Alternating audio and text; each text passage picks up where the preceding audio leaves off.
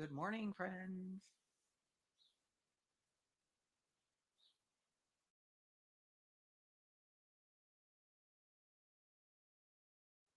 Good morning. I noticed that the camera flipped on in the court just as I was getting ready to go live. So I went live, but now the camera is flipped off. Oh well, please come on in. So I haven't been covering this trial. A- at least I haven't been, obviously, haven't been streaming it live, but I am very interested in it. I've been watching it. I feel like a lot of the testimony has been very compelling. So I figured, well, if I'm going to watch it, I might as well watch it with my friends while streaming. Um, the one thing I have noticed about this trial is that, come on in, everybody, hit the like button, please. Uh, the one thing I have noticed about this trial is that there are a lot of stops and starts, and not everything starts on time. So that's okay. We're just going to have to learn to visit with each other while that happens. I do,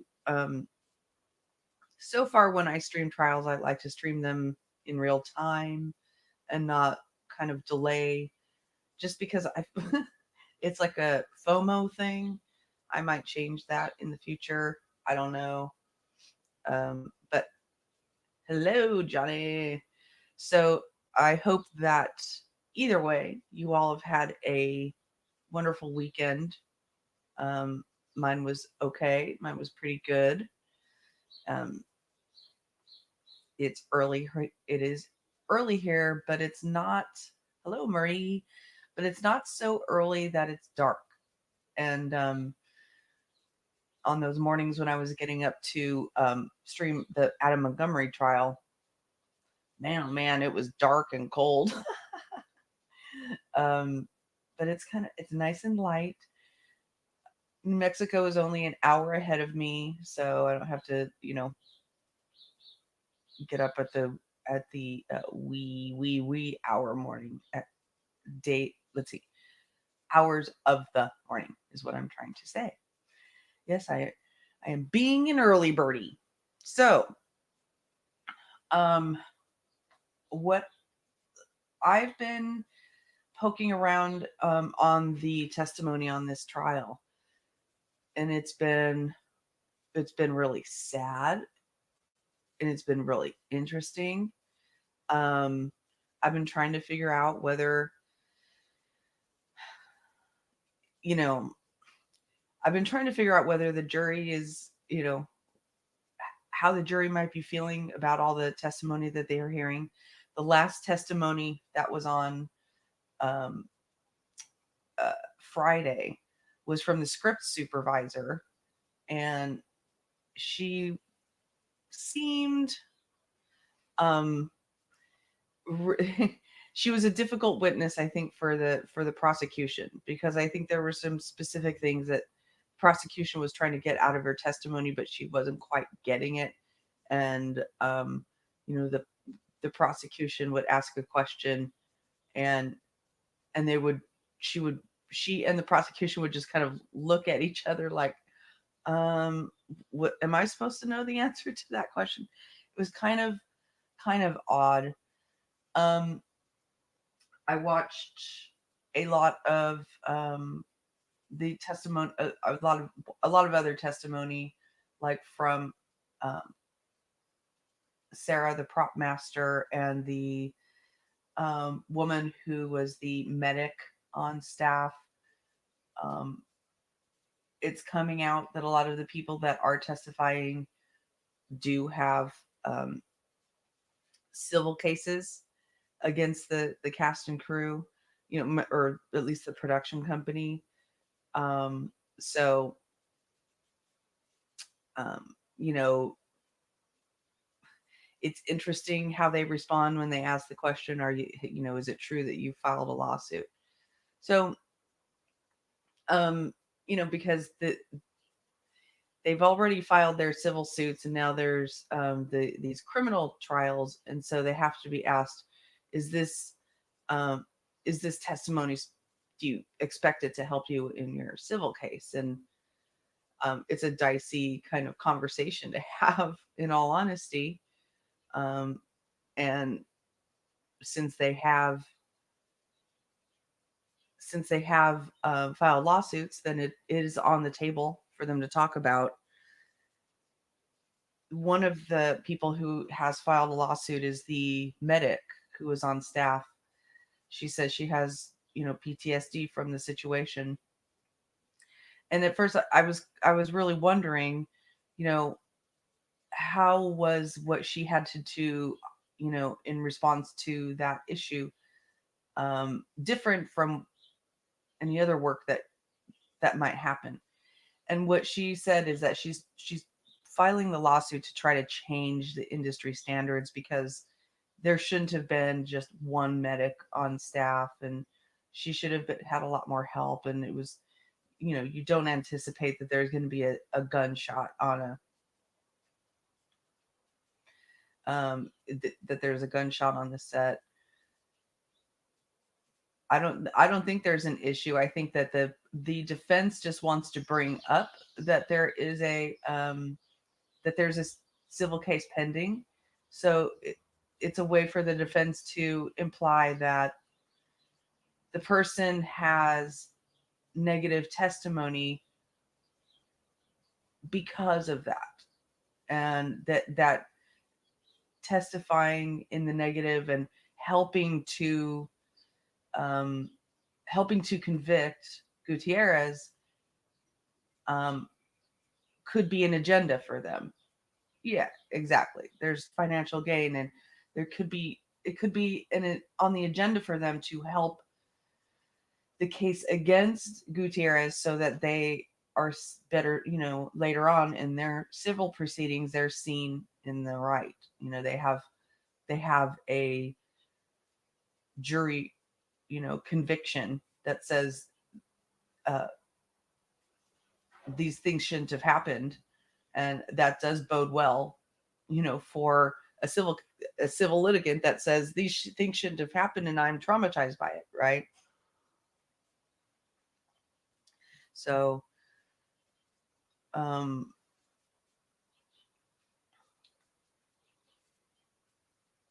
and I know that a lot of people speculate about who is going to testify, and whether Alec Baldwin is going to testify. I highly doubt that he will testify in this matter, because he has his own trial coming up in July, and that would probably be a mistake. um, Not only maybe there's even some laws around why they can't do that. Um, I'm just looking. There it looks like there's some movement. I don't know if the defense can drag him to court or not. I don't know what the rules are. I don't know if people can be subpoenaed, but there has to be a good reason for them to be subpoenaed. It seems like there would be a good reason for him to be subpoenaed. I mean, he he is the person who caused the gun to go off in whatever way he did. I did a video about this. Yay, hello Stacy. Yeah, I'm going to stream this. I mean, I realize there's a lot of other people and a lot of other channels streaming this, so I'm, not necessarily expecting to get um a lot of people watching my little channel here while I'm streaming, but I was just interested in it anyway, so, and I like visiting with you all. Yeah, I agree. I agree that, it seems like since he's the guy that caused it to happen, but he's able to, he does have a Fifth Amendment right to remain silent. So he'll probably exercise that right, and that means, you can say my fifth. I plead the fifth, and I am not testifying. If they drag him into court with a subpoena, he could just answer every question with I, plead the fifth, and that wouldn't look good for the prosecution anyway. For the prosecution anyway. So, or for the defense. So yeah, I've been, I feel like the yeah, exactly. Well, I mean, it happens all the time. People go in and they plead the fifth on the most ridiculous things. Um, but it's a legal strategy, I guess. I've been watching, I've been kind of checking out uh, Gutierrez's manner and demeanor while she's in court. Um, and it's interesting. I feel like I've watched a lot of people during a lot of court, and she has a hard time hiding just the plain irritation that she's even there, that this is even happening. I mean, I'm sure she's under a great deal of stress.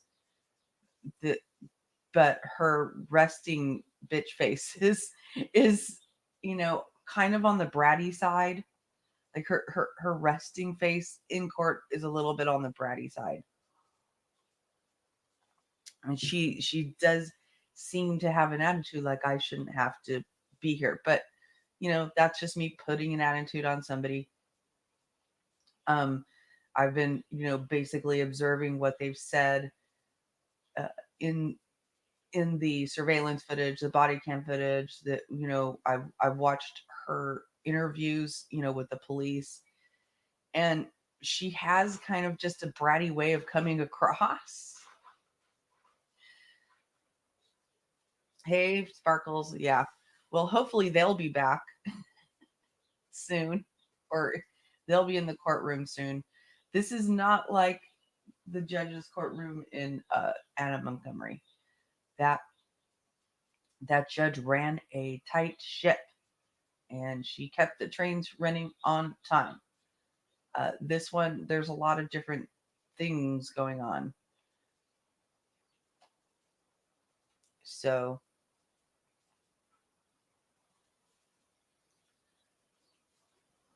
um, I'm gonna one moment. I'm gonna go check out the artist formerly known as Twitter and see what's going on there.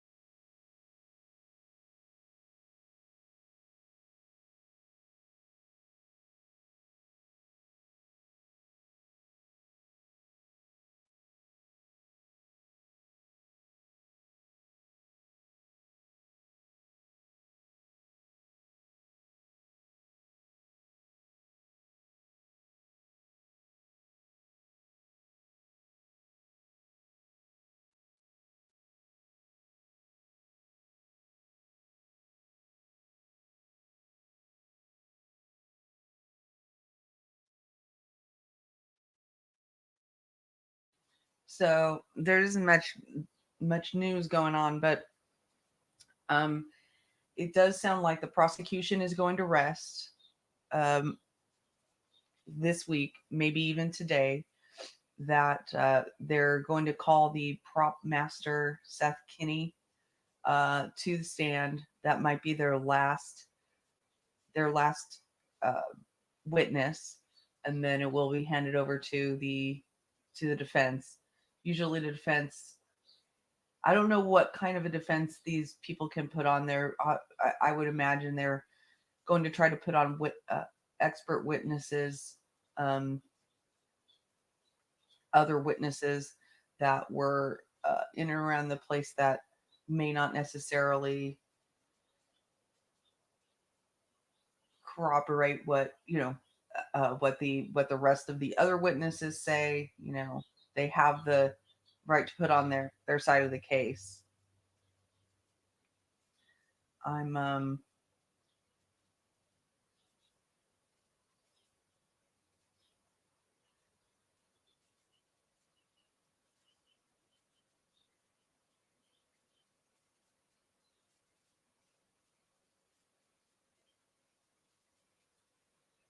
No.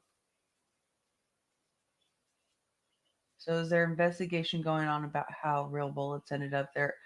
I, it's such a good question. That's my big question is like, how did the bullets get there in the first place? How did they get there in the first place? And I haven't seen an explanation from that. And I haven't really seen it prodded that much in um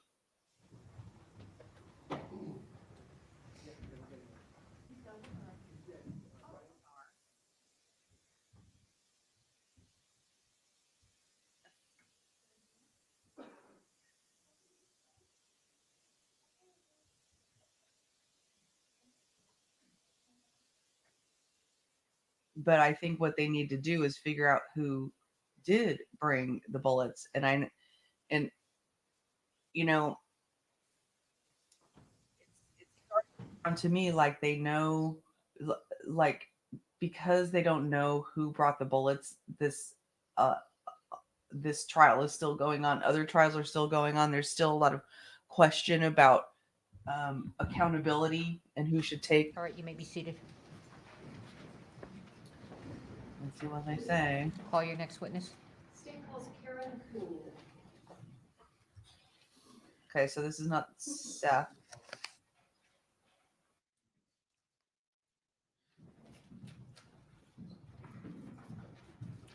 Stand before the judge, raise your right hand. Do you swear affirm under penalty of law that the testimony you'll give in this case will be the truth, the whole truth, and nothing but the truth? I do. All right, have a seat, talk into the microphone. Thank you.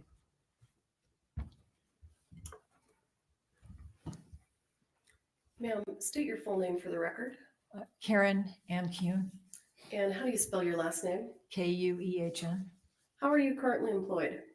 I am a stills photographer on film sets and sometimes a wrangler. What does a stills photographer do on film sets? We document scenes, behind the scenes, and do gallery work and specials for billboards, posters, whatever the production needs. Okay. Were you employed as the stills photographer on the set of Rust? Yes, And if you recall, can you estimate for us approximately how many photographs you took during the time that you were working on Rust? Do you have any idea? maybe 9,000. Okay. About 2,000 a day at the most, probably. Okay. I am going to, well, before you came in today, did you have an opportunity to review one of the photographs that you took? I did. Okay. I am going to ask the court to admit State's Exhibit 165. I believe there's no objection. No objection. All right, thank you. 65 is admitted. You may publish.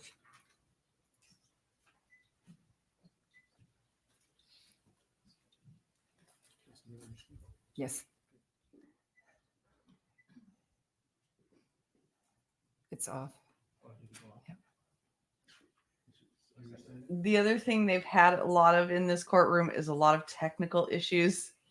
There should be like a blooper reel of all the technical issues that the lawyers and the judges go through in these courts, because and maybe somebody should count how many times or how much time has been wasted I can turn if you want.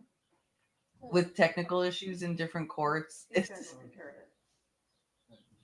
It's always a thing. I never do. This poor IT guy right here that just stepped up in the gray, he keeps being called in. Ma'am, do you recognize this photo? I do. Can you tell us the date that this photo was taken? I believe it was on the 15th, Of what month? October. And would that have been 2021? Yes. And do you recognize this person here? Yes, that's Hannah. Okay. And who's this person here? Alec. And why were you taking this photo? I just shoot a lot, and I think the behind the scenes is really interesting, what's going on. So they're having a conversation about what's about to happen. And Okay. that's it. Do you know what this is in Ms. Gutierrez's hand? It looks like the gun belt. I'm guessing for Alec Okay. or a bandolier, one of those. Okay. I see a gun in it. All right.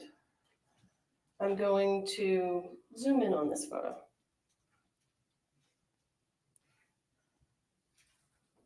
Okay. Can you see that? Yes. When you look at, well, tell us what's in that gun belt. Ammunition and a gun. And do you notice anything about the center primers of the ammunition that's in that belt? One is silver and quite different from the other 3, 4. All right. And that was October 15th, you said, is that correct? Yes, ma'am. All right. I'll pass the witness. Cross-exam. Can I leave this here? And you can use it, you can set things on it if you want. Thank you. Morning, Ms. Kuhn. Good morning. Is it true that you were budgeted for 5 days of work for the entire show? Yes. And were you ever tasked with taking any pictures of guns pointing into the camera? Yes. Who made you take pictures of guns pointing into the camera? One of the junior producers, Ryan Smith, emphasized that I should get as many shots of guns pointed into the camera as possible. Okay, so then you were told to do this on many occasions? Maybe twice. When those photos are taken of guns pointing into the camera, are they actually pointed at you, directly at you then? When it's the gallery shoot, yes. And those guns have to be checked by the armor before, which I trusted was happening because she was nearby. When filming in New Mexico, did it appear to you that Alec Baldwin was the boss? Yes. Did you ever see anybody tell Alec Baldwin no? No. And in terms of the structure, did it appear that other producers were below him? Yes. Did you see other producers on the set frequently? Yes. How frequently did you see other producers on set? Pretty much every day I was there. Were the other producers sometimes even in some of the photos that you were taking? Yes. You had to Photoshop them out? No, I don't do Photoshop. Okay. What about Gabrielle Pickle? Did it appear to you like, well, first, did you have interactions with Gabrielle Pickle? Very little, just the initial deal. Did it appear to you, in your perception, that the budget was a major concern to Gabrielle Pickle? That's her job. She's the line producer, I believe. And so she has to come in according to whatever the budget is. Okay. Do you recall believing that she was trying to be cheap, to cheap everybody down? On the lower tier, lower budget shows, that's what they all do. And that's what you observed from Gabrielle Pickle on this show? I didn't get involved with her about everybody else's deal, just my deal. And I just made a deal with her and that was it. Okay, but I'm trying to get at your perception of her and whether, in fact, I'm not sure if you're quite answering. Did you believe that she was cheap, cheap, cheap? I don't have an opinion. Do you remember testifying or making statements about your opinion of her previously where you said she was cheap? Well, that was the nature of this show. It was a low budget tier. Okay, and I'm not asking about that. I'm asking about your opinion about Gabrielle Pickle and whether you once believed she was cheap, cheap, cheap. I don't recall if I said that, then I said that. Would it refresh your memory to look at a transcript of your pretrial interview in this case? If I said it, then Okay. I said it. I mean, that was the overall feeling with everybody. Everybody's always trying to get more money. That's just the way it goes. Okay. Thank you. Were you actually Hannah in the and church her at the time lawyer of the are, shooting like, incident in this case? I was. glued to her testimony. And do you recall ever seeing Hannah Gutierrez in the church at that time? I do Right. not. I saw her outside. Would you agree with me that after lunch, right before the shooting, everybody on set was rushing to get the set all up and going? I would agree with that.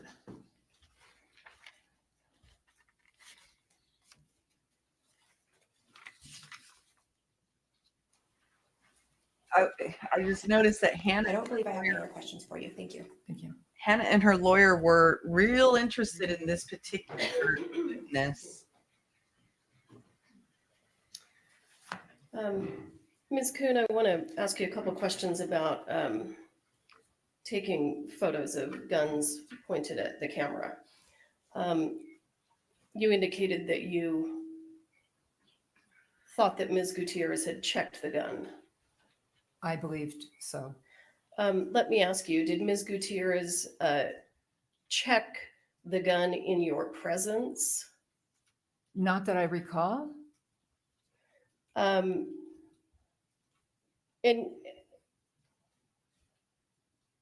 how many movie sets do you think you've worked on that had armorers? Over a dozen. In your experience, does the armorer generally check the gun in the actor's presence or the assistant director's presence? Yes. Did that happen in this case? I didn't see that. I also came into the church a little bit later. And I'm not talking about inside the church. I'm talking about with you when you were taking those photos. Right. I just don't recall. I wasn't paying attention to that. I was paying attention to just documenting what was Okay. going on. Well, would you recall if Ms. Gutierrez showed you the dummy rounds and shook them for you when she put them in Yes. the gun? I would recall that, but I don't. Okay. So is it your testimony that that did not happen? I don't know. I don't know if she checked them. It's not my job. She didn't check them in front of you. No. Okay, understood. Was Ms. Gutierrez present for those close-up shots of guns pointed at the camera? She was nearby. We were in a very small space outside of a barn for a gallery shoot. And I asked her to check everything. And I trusted that she did that. And I was inside and working with the talent on those days. And that space is probably 20 by 30, very small. You can't have a lot of people in there. Okay. You were asked some questions about Ms. Pickle and the budget. Mhm. Do you generally work on movies in the state of New Mexico? Yes. You live in New Mexico, right? Yes. And are a lot of films that are made in New Mexico low budget movies? It's a mix. It's a mix. Okay. Do you have any knowledge about New Mexico tax incentives and how that happens with regard to different tiers of movies? Not enough to talk about, but I know Okay. they get a discount if they hire our local crew, which we appreciate. Okay, of course, understood. On October 21st, 2021, when you were inside the church, and I'm talking about shortly before the incident where Ms. Hutchins was shot, were you paying close attention to Ms. Gutierrez and what she was doing? No, I was paying attention to Alec because he was handling a gun. As I walked in the church, I thought, there's some shots happening, photographs. So I kind of went right in to get some photos of him. And then he pointed at me to get out of the way and out of his personal space. Okay. I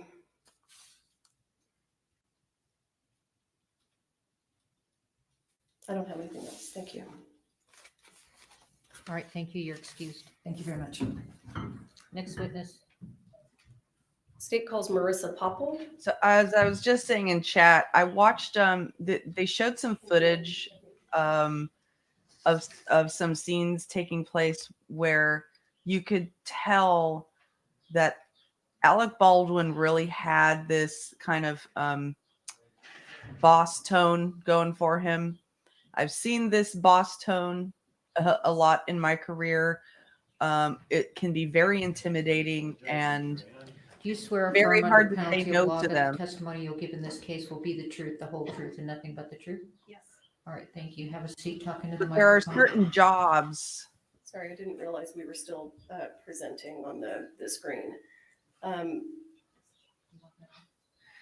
Well, let's leave it on for now. Now that There are certain jobs where you I, need to be able to say no to the boss. Ms. Popple, good morning. How are you? Good, thank you. I was in one of those Thank jobs, you and you for can do it. returning to answer some additional questions. I would like to show you a series of photographs, and I believe there is no objection to these photos. They are exhibits. All right.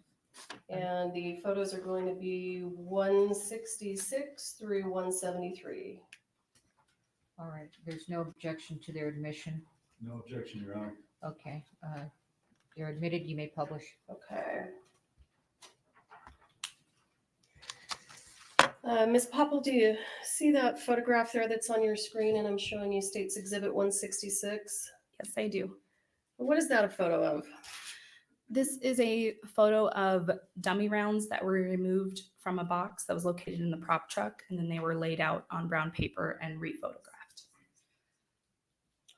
And I'm going to show you what's already been admitted as State's Exhibit 48A. Do you recognize that? Yes, What is that and how does it relate to the photo that we just looked at? these are those same rounds while they were still in the foam insert. And are these the rounds that came out of the box that had the blue Sharpie writing on the label? Yes,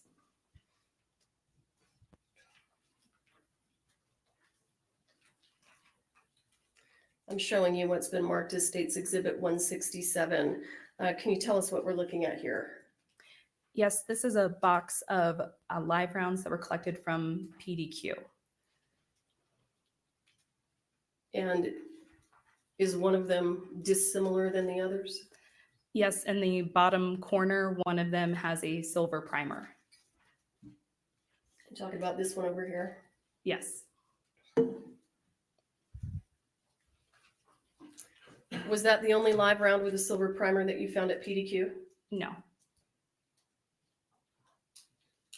I'm going to have relates to the previous photo, this one here, 167. What's 168? these are those same rounds removed from the box and laid out. Do you know which of these has the silver primer? It would be one of the rounds that's by itself. One of these over here? Yes. Okay. And in terms of the shape of the projectile, is the shape of the projectile similar to the live rounds that were found on the set of rest? No. Is the head stamp of the round, and in fact, let's move to State's Exhibit 169. Is that a close-up of that live round? Yes. Is the head stamp of this live round the same as the head stamp of the live rounds from the set of rest? No.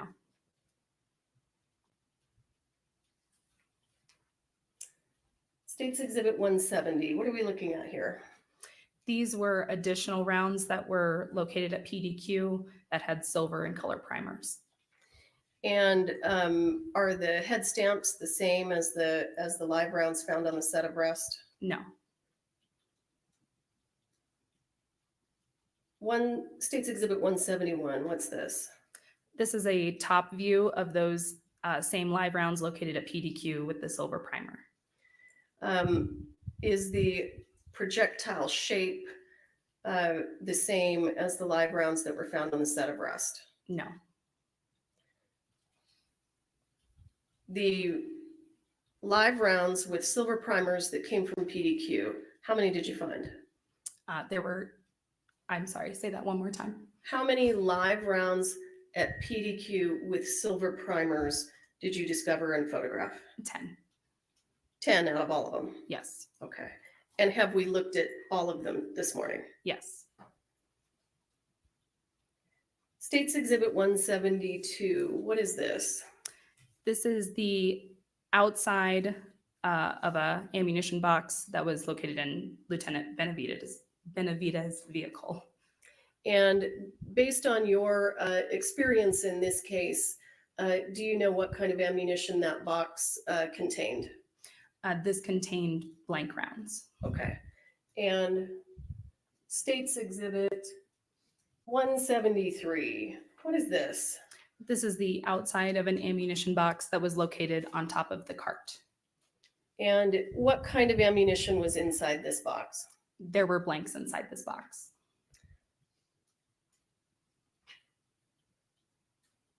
I'm going to show you what is previously entered into evidence as States Exhibit 4. Do you recognize that? Yes. The box that we just looked at, can you tell us where it is on the cart? Oh, wow. Yes, it's off to the Look at side. that cart. Is Jeez. it this one right here? Yes, where your cursor is. Okay, all right, thank you. I'll pass the witness. I mean, that cart.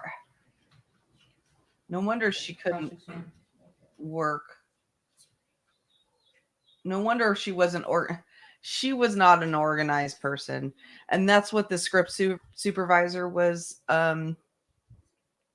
testifying to, is that she, had worked with a lot of armorers, and this was the only armorer that basically had a cart where it was like your kitchen drawer where you just throw all the extra things. And, usually the armorer cart, and I'm going to vouch for this. There are certain jobs where, you're expected to come on and you're expected to be organized and know what the hell you're doing and have a method. And you have to be strong enough to say Morning, no Dan. to a strong personality Ms. like Popper, Alex so Baldwin. you testified earlier, you all found 10 live rounds, and that was in the search that occurred approximately 1 month after the shooting. Is that right? Yes. So again, you have no idea what happened in the month in which went by that you all weren't there to search, right? Correct. Now, States Exhibit 4, you testified at the end, you looked at that exhibit and told the jury where that box was on the cart. Do you recall that? Yes. Now, it's also been your prior testimony, is it not, that you put that box back on the cart from Benavides' vehicle? Is that right? No. Okay. Was that box there before? Yes. Okay. So that wasn't one of the 2 boxes that were removed from Benavides' vehicle and put back on? Correct. Those were placed in a brown paper bag and secured in the scene. Okay. Your Honor, if I may approach to show some exhibit. I think the lawyers I'm gonna show in you this first what's case marked as exhibit are really Q, good. Defense Q, and ask if you recognize that. Yes, I recognize it. Both of the lawyers, the lead Did lawyers. you take that photograph? Yes, I did. Okay. Your Honor, I'd move defendant's Q into evidence. No objection to any of these. Thank you, counsel. So This guy I has a will move really in, Your nice Honor, demeanor. Defendants R through D as well. R through what? D as in David. It goes all the way through R through Z, and then AA, BB, CC, and DD. All right, so Q through Z, and then A, B, B, C, C, D, D. Yes, Your Honor. All right, they're admitted, you may publish. He comes across really approachable to his witnesses. He doesn't come across as combative, but he really does seem to know what the hell he's doing. And it seems like he has a good team around him. Maybe kind of a bratty client.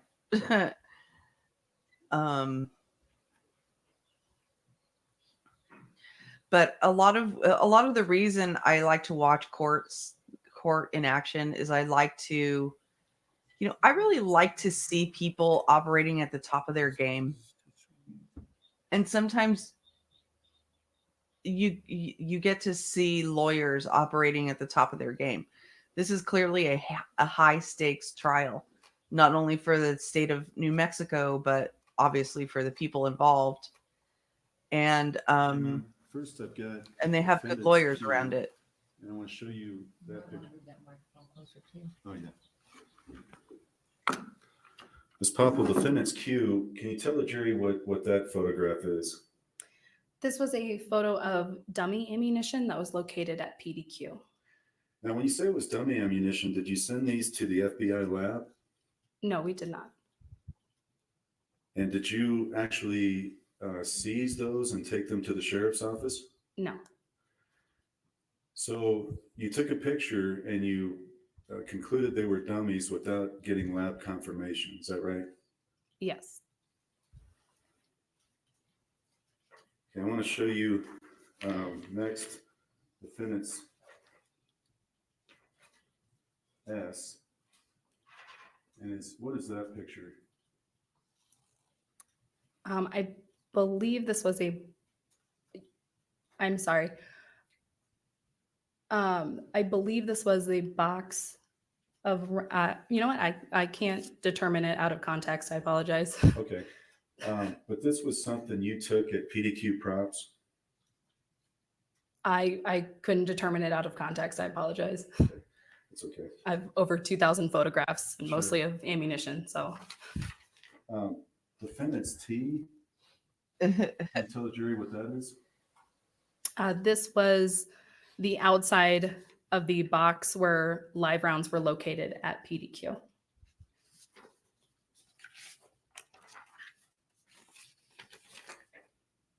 Defendant's W, can you tell the jury what this is?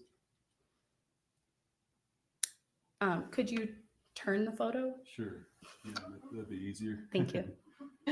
She's This I were thought- this was boxes of ammunition that were located at PDQ.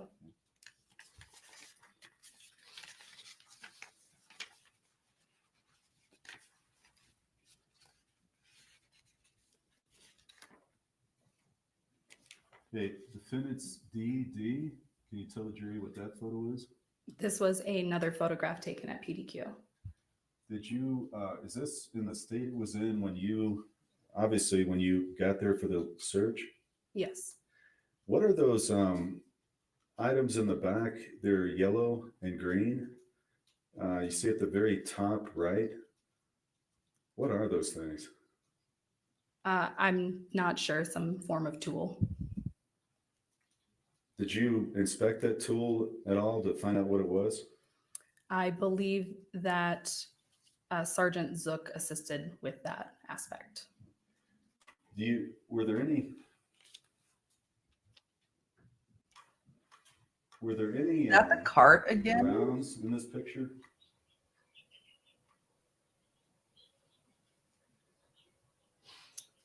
Look how If messy. you could move it up just because my portion has lettering underneath it. Sure, yeah.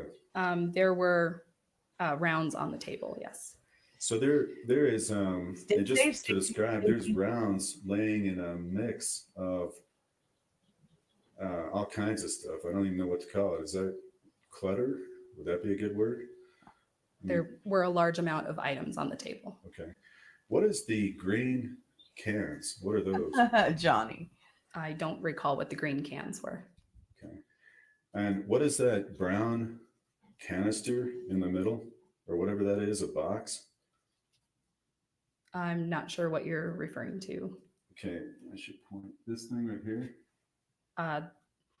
The black box that's there, I don't recall what it was. Did you all pick up these and look under them? Pick up the clutter and look under it? Yes, items were moved. Yikes, Solo. So if you found anything under it, can you tell us what that was? Nothing located underneath it was collected by us. Okay. What are those manuals in the top right? Did you look at those? I don't recall what those manuals were. Did you determine whether there was any equipment or other tools within the PDQ props? If there were tools, Equipment, first of all, like machines. I don't recall there being machines. I mean, there were some miscellaneous tools. Do you know what a reloading machine is? I know what it is, yes.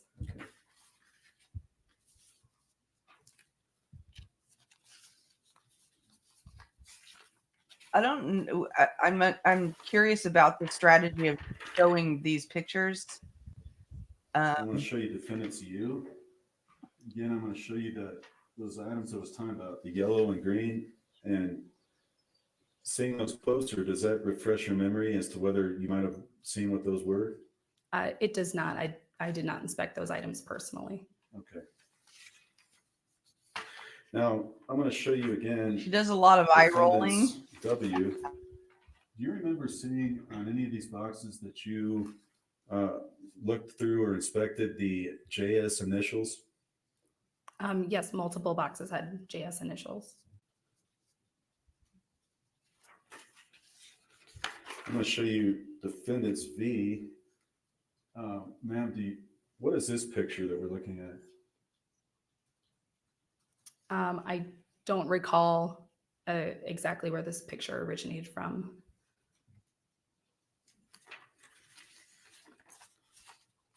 I'm going to show you defendant's X. Can you tell the jury what this picture is? These are more ammo boxes that were located at PDQ. Now, did you find any written inventory system in the paperwork that you might have inspected at this search? I did not myself know. Did you determine whether there was any computerized inventory system that kind of cataloged where things were? That I do not know. I'll show you defendant's V. Better turn it right side up. Defendant's V, can you tell the jury what that is? These were more ammunition boxes located at PDQ. Were you able to ascertain any type of system, just staring at everything as to how these were arranged? They seem to be arranged by ammo type. And were they all kind of put in together? Did you ever see bags of rounds put in by boxes? I don't recall.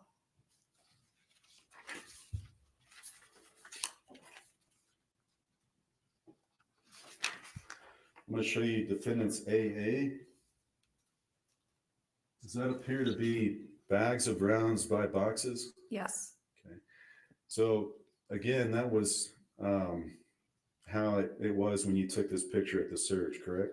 Yes. Okay. Then I have, let me see, Judge, just one second. Okay, Your Honor, I have no more questions. I feel like a lot of the defense's strategy is to point out how other people did things wrong. How Ms. Popple, when you were at it's a deflection PDQ, strategy. you were there pursuant to a search warrant, is that right? Yes.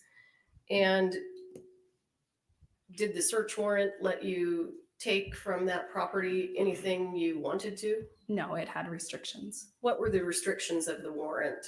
We were looking specifically for live ammunition in a 45 caliber. Okay.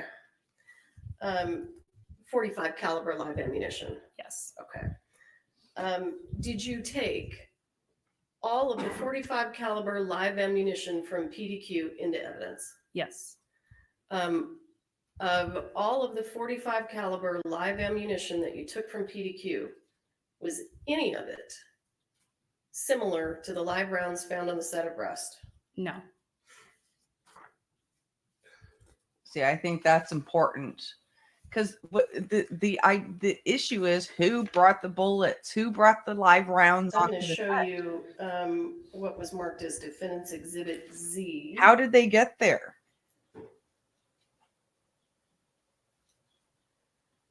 Were all of those boxes taken into evidence? You went into a No. chocolate Why coma, not? Johnny? Because they did not contain 45 caliber live rounds.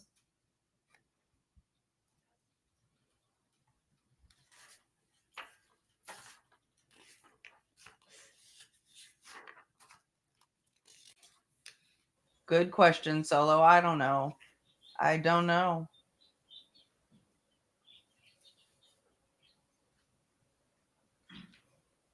I'm going to show you what is marked as Defendant's Exhibit AA. Do you see that? Yes. These bags of I'm a little reluctant to call them ammunition, but what appears to be at a minimum brass casings. Were those taken into evidence? No, Why not? because they were not 45 caliber live ammunition. As you look at that photo, do you know whether they were live ammunition at all? No, I don't believe they were.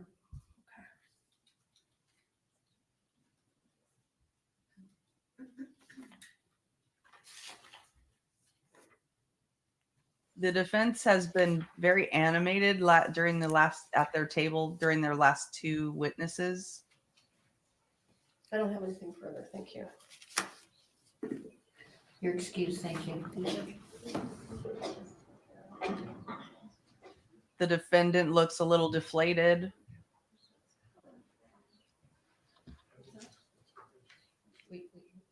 Sidebar.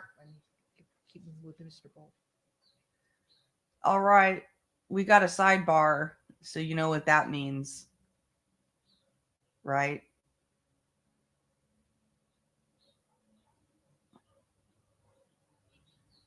Your Honor, I would like to sidebar here. Is this, Your Honor, sidebar? There's no jury here. Okay, well, that's So me. you do a sidebar to keep a jury from hearing things, but there's no jury here. So Okay, then if you have an objection, make an objection.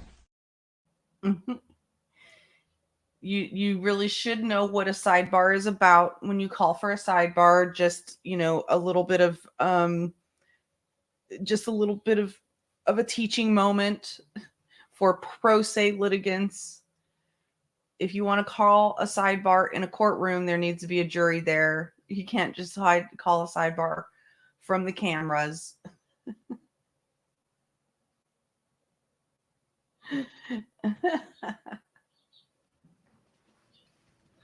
Sidebar.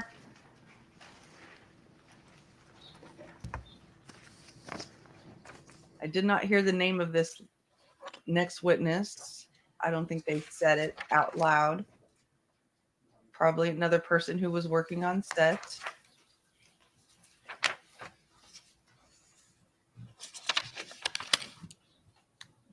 Stand before the judge, raise your right hand.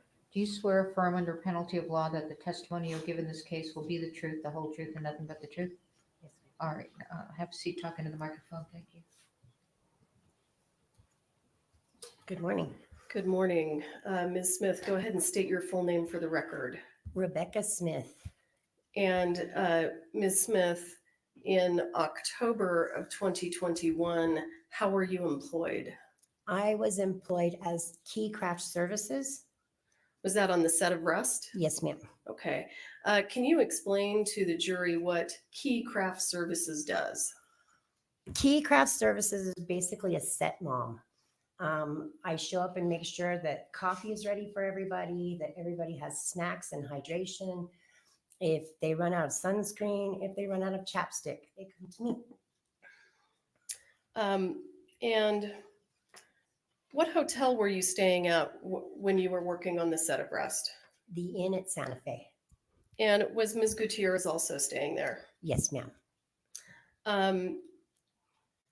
During the time that the two of you were both working on the set of Rust, did you get to know her? Know her? No. I had a chance to sit with her once or twice, but not really get to know her. Okay.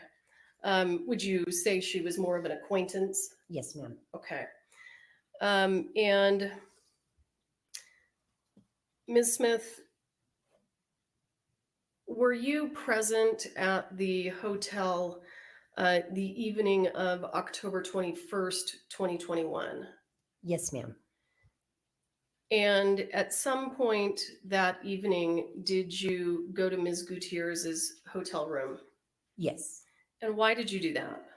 Court and I forget what his name was, but the set steward were in her hotel room and needed to go to the store to get something and did not want to leave her alone. So they called me and asked me to come up to her room.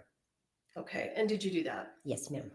And did you stay with Ms. Gutierrez for a little while? Yes, ma'am. And then at some point, did you leave? Yes. Did anything unusual happen when you left Ms. Gutierrez's room? Yes. She asked me if I could hold on to something for her. I said yes. She put it in my hand and I walked out as there was a knock on the door. Uh-oh. And after you left the room, did you look to see what she had placed in your hand? Yes. And can you describe, without making any assumptions about what it was, can you just describe what you saw in your hand? Yes. It was a clear Ziploc baggie with a green small Ziploc baggie inside.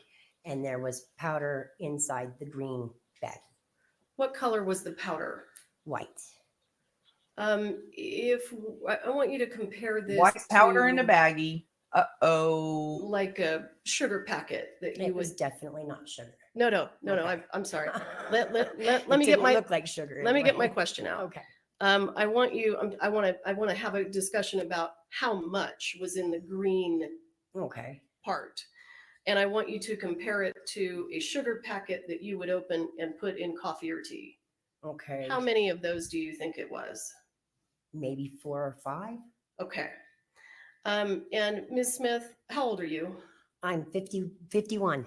It's a lot of coke. And when you were a younger person, did you have an opportunity to use the drug cocaine? Yes, ma'am. I'm a recovering addict. Are you familiar with what cocaine looks like? Yes, ma'am. Are you familiar with the way that cocaine is packaged? Yes, ma'am. Based on that experience, what did you believe to be in the He's going to bag? object. I believed it to be cocaine. And what did you do with it? I threw it in the hallway trash can before even going downstairs to my hotel room. And why did you throw it in the hallway trash can? Because like I said, I am a recovering addict. I can't first and foremost have it in my possession. And second, I was really very offended and I didn't want anything to do with the situation anymore. Okay. After October 21st passes, did you receive any text message communications from Ms. Gutierrez? Yes. And- Several. And generally speaking, what was the theme of those messages? I want my stuff back. Other than the bag containing the green bag containing the white powder, other than that item, did you have anything else that belonged to Ms. Gutierrez? No, ma'am. Did you bring this information to the attention of law enforcement? No, ma'am. Why not? Like I said, I didn't want to be involved in the situation if I didn't have to be. Okay. And how long after the incident do you think it was before someone reached out to you to talk to you about this? I believe it was about September of 2023 when you contacted me about it. And I personally called you? Yes, ma'am. Texted, I believe it was. Okay. And did you tell me on that day what you have testified to today? Yes, ma'am. I'll pass the witness. Prosecutor. Thank you, Honor. Ms. Smith, good morning. Good morning.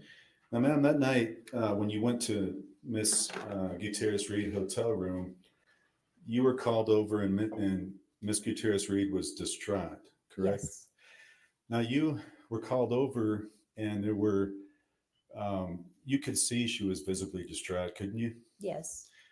And didn't you say that you would stay with her that night and make sure she was okay? I said I would stay with her for a little bit, yes, until court and the steward came back. Okay. And at the time you left, had they gotten back? No, So before they got back, despite your word earlier, you left. yes, Did Miss Gutierrez Reed also go to your room that night? no, Now, your testimony is that the last time you used cocaine was approximately 20 years old. Is that right? yes, sir, So that would have been, I think, 31 years ago. yes, And since then, thankfully, you've been clean. Is that right? yes, sir. So you have not seen that substance in 31 years. That's fair to say? No, that's not fair to say. Okay. I have seen it, just not used it. Okay. Now, you stated on direct examination that you believed it to be cocaine. Yes, And do you recall stating at one point that you said it could be cocaine or meth? I don't recall saying that, no. Okay, do you recall at your pretrial interview being asked the question, what was in those baggies? Inside the green, well, inside the snack baggie was the green baggie. Inside the green baggie was a white powdery substance, which I knew to be cocaine, or I mean, it could have been meth or something too. It could have, Okay. but I don't believe that it was, nor did I state that I believed it was. I just said that it could be. And that was my question. I'm just asking if you said it could have been meth too. Correct. So in reality, it could have been a number of other white powders. Would you agree with that? Sure. Do you know what creatine looks like? No. Protein powder? Yes, because I work in craft services. Okay. But why would and you we could go give through a that whole to her? list of items, but there's a lot of white powdered sugar, right? Mm-hmm. Is that Yes. correct? Okay. So the reality is you have a belief, but you don't know for certain what was in that bag, do you? Correct. Now that was never tested No, and that was never provided to law enforcement. no. How long did you hold that baggie before you threw it in the trash? I didn't make it all the way down the hallway. So how many feet do you think that was that you walked? I don't even know how many feet the hallway is long. So, Can you, I mean, can you look at the courtroom and estimate, just telling us? possibly to the distance of the gentleman in the blue suit. Okay, is he seated Right at here, council table? yes. So would you agree with me that's about 20, 25 feet? Sure. Okay. So you walked 20, 25 feet, and were you looking at that bag the whole time, or were you having it down by your side? At first, it was down by my side, and then I, of course, raised my hand to look. Okay, now weren't you walking past some police officers too? Men in uniform, not sure whether they were police officers. Well, what do the uniforms look like? They could have been armed security. I did not see an actual badge, so I could not say for sure that they were police. They were men in uniform in either security or police. Well, do you recall being asked the question, why didn't you just hand it back to her? And you said, because I didn't want to do anything in front of the police. On page 19 of your interview? Yes, So at that time at your interview, you indicated they were police. I indicated that I believed that they were police. Yes. No, you didn't say believe. You said, because I didn't want to do anything in front of the police. So were they police or not? Just say yes. There's nothing wrong with what she I did. don't know. So you walk down 25 feet, you look up at it, and then you throw it in the trash. Is that right? I looked at it and then waited for the trash can, of course. I didn't throw it on the floor or anything. So I did have to wait for the trash can to be there. Sure. So you, in fairness, you probably had 5 seconds to look at this bag. Is that about right? Yes. So you had a 5-second glance through a white baggie and a green baggie, and you then based your conclusion on that. Is that right? Yes, sir. Okay. Now, you also said that you thought this was about 4 to 5 sugar packets. Correct. Okay. Well, do you recall previously stating that you didn't know what the weight was? Correct. And do you recall indicating that it could be a couple of pounds? No. Okay. No. Well, do you recall being asked question? So you have no experience with weight, and you testify, well, I don't know what it weighed. I mean, could be an 8-ball, but I don't even know what an 8-ball weighs. So, I mean, that's like asking me how much this weighs. I don't know. It's a couple of pounds. You want to see this? No, I don't need to see it. What I Okay. was referring to was a body armor that I'd already opened and taken a couple of drinks of.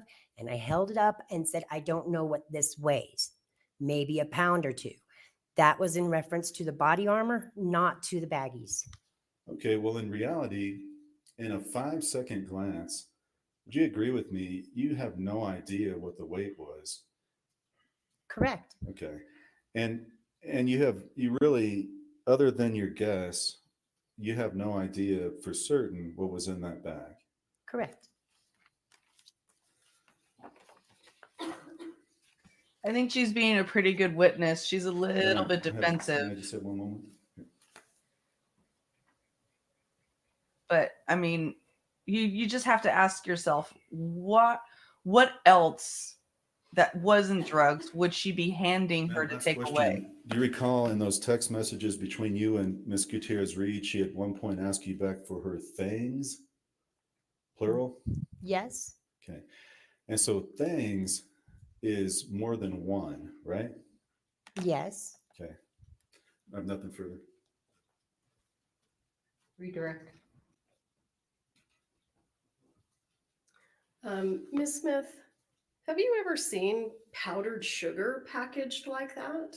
Never. Have you ever seen regular sugar packaged like that? Never.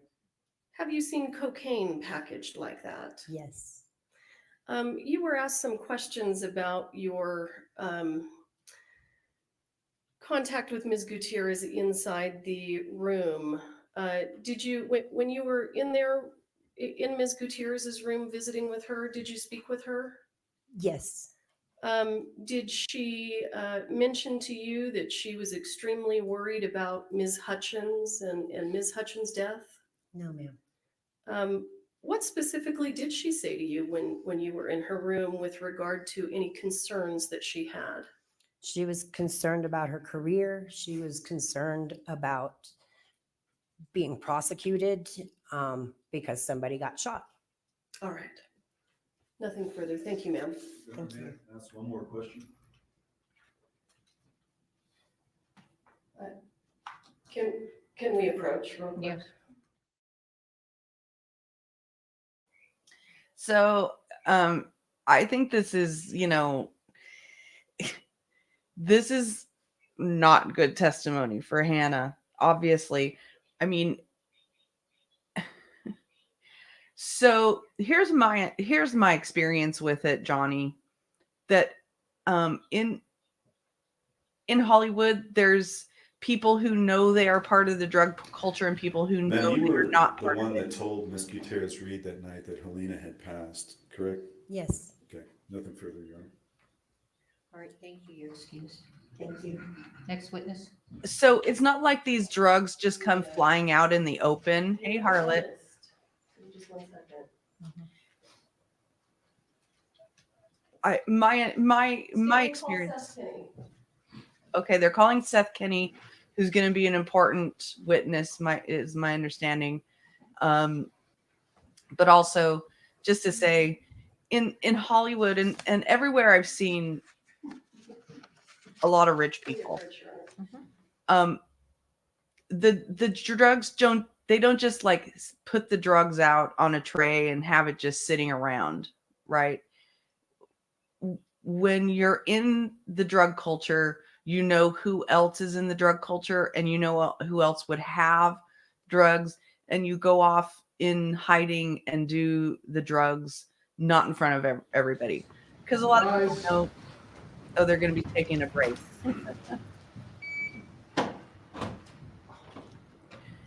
They just called a witness and now they're taking a break. Is that what's happening?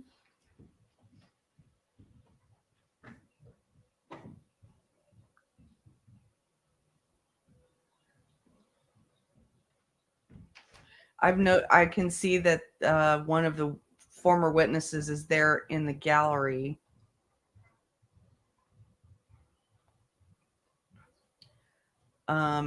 It's the first assistant director. We're in recess. We'll, once you get back here at 5 of, okay? Thank you.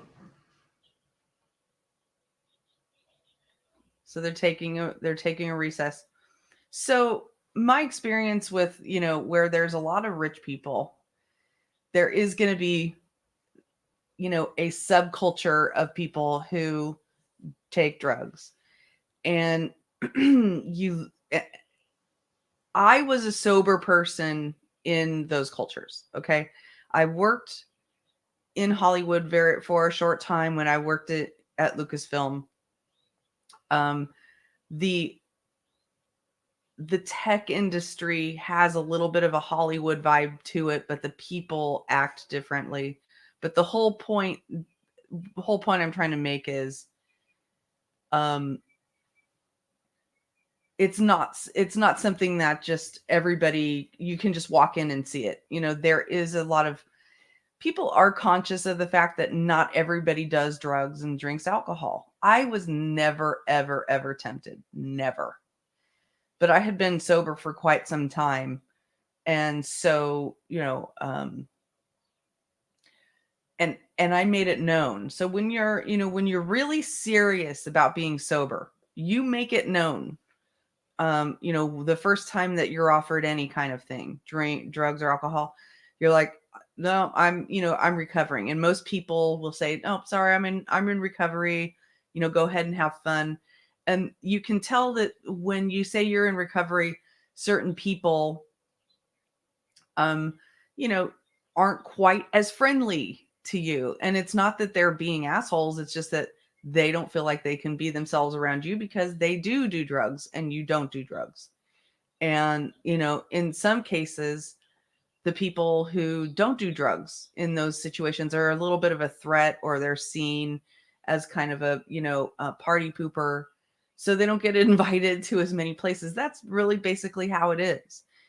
And usually when there are going to be drugs at a party or something like that, they will put them in a room that only certain people know where they are.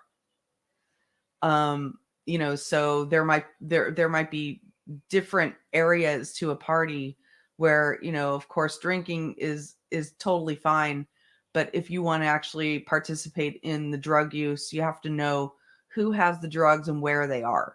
And there's this kind of trust level that has to be developed, that if you're going to be doing the drugs, you're not going to be snitching about the drugs. Right. And, I think it's a very realistic scenario that there were probably more than just Hannah, if she was using drugs or in possession of drugs, more than just her were doing drugs. And my sense of that situation was Hannah seeing an opportunity with the key craft services person of saying, here's this nice lady. She's kind of like our mom. She takes care of things. She's off the radar. She wasn't involved in this shooting at all. She's not going to be questioned about this shooting. I can just hand these things off to her. And, she can get rid of any of this evidence, right? Of, me holding drugs. And, she obviously put that person in a bad position because exactly, you shouldn't be the person responsible for the armory on a set and doing drugs. I mean, it's just fucking irresponsible. So what they're really painting the picture of here is of a very, very disorganized, irresponsible, unprofessional set. And, you know, all of this rolls up to Alec Baldwin as well, because Alec Baldwin is an executive producer.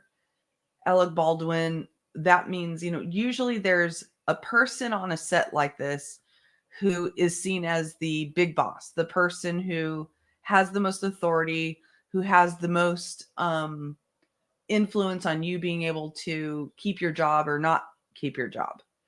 And in that setting, Alex was the big boss. Alec was the big boss, right? He's, you know, quote unquote, kind of an A-list star, and he's the executive producer. So there's probably a lot of kowtowing to him, a lot of, you know, walking on eggshells around him, a lot of making sure that anything that happens on the set isn't going to trigger them. A lot of these artists are also, very prima donna-ish, you know, they're divas. So a lot of people on the set already know, because they've worked with the person or they've, you know, heard of them, what their, you know, specific peccadillos are. Oh, you need to give him his space. You can't talk to him. Don't look him in the eye. That kind of culture gets set up where you feel like, if you get in the crosshairs of the big boss, you could get fired. And in these particular jobs, these film set jobs, a lot of them are just, you know, contractual workers. And, you know, they might be members of unions, so you can't just haul off and fire, you know, all of them right off the bat. But they're tenuous jobs. And you also go by your reputation. Was this person, you know, great to have on set? Did we like having them on set? Did they cooperate? And they like to keep their reputation.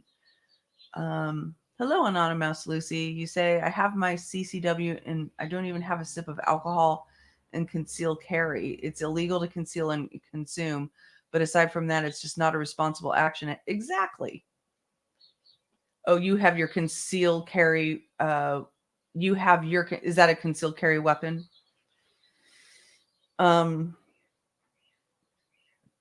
So the reason he is so cocky is because he is an actor in Hollywood, and a lot of them end up getting very cocky. He's been around for a long time, and right before he started shooting this movie, he had done all those Donald Trump impersonations on Saturday Night Live, and you know, he was also in on that really long that Tina Fey 30 Rock. He was on 30 Rock, and he was a star from 30 Rock, the Tina Fey show. And, you know, by the time this movie came around, he had been on 30 Rock. He did the Saturday Night Live stuff. Yeah, concealed carry weapon permit, got it.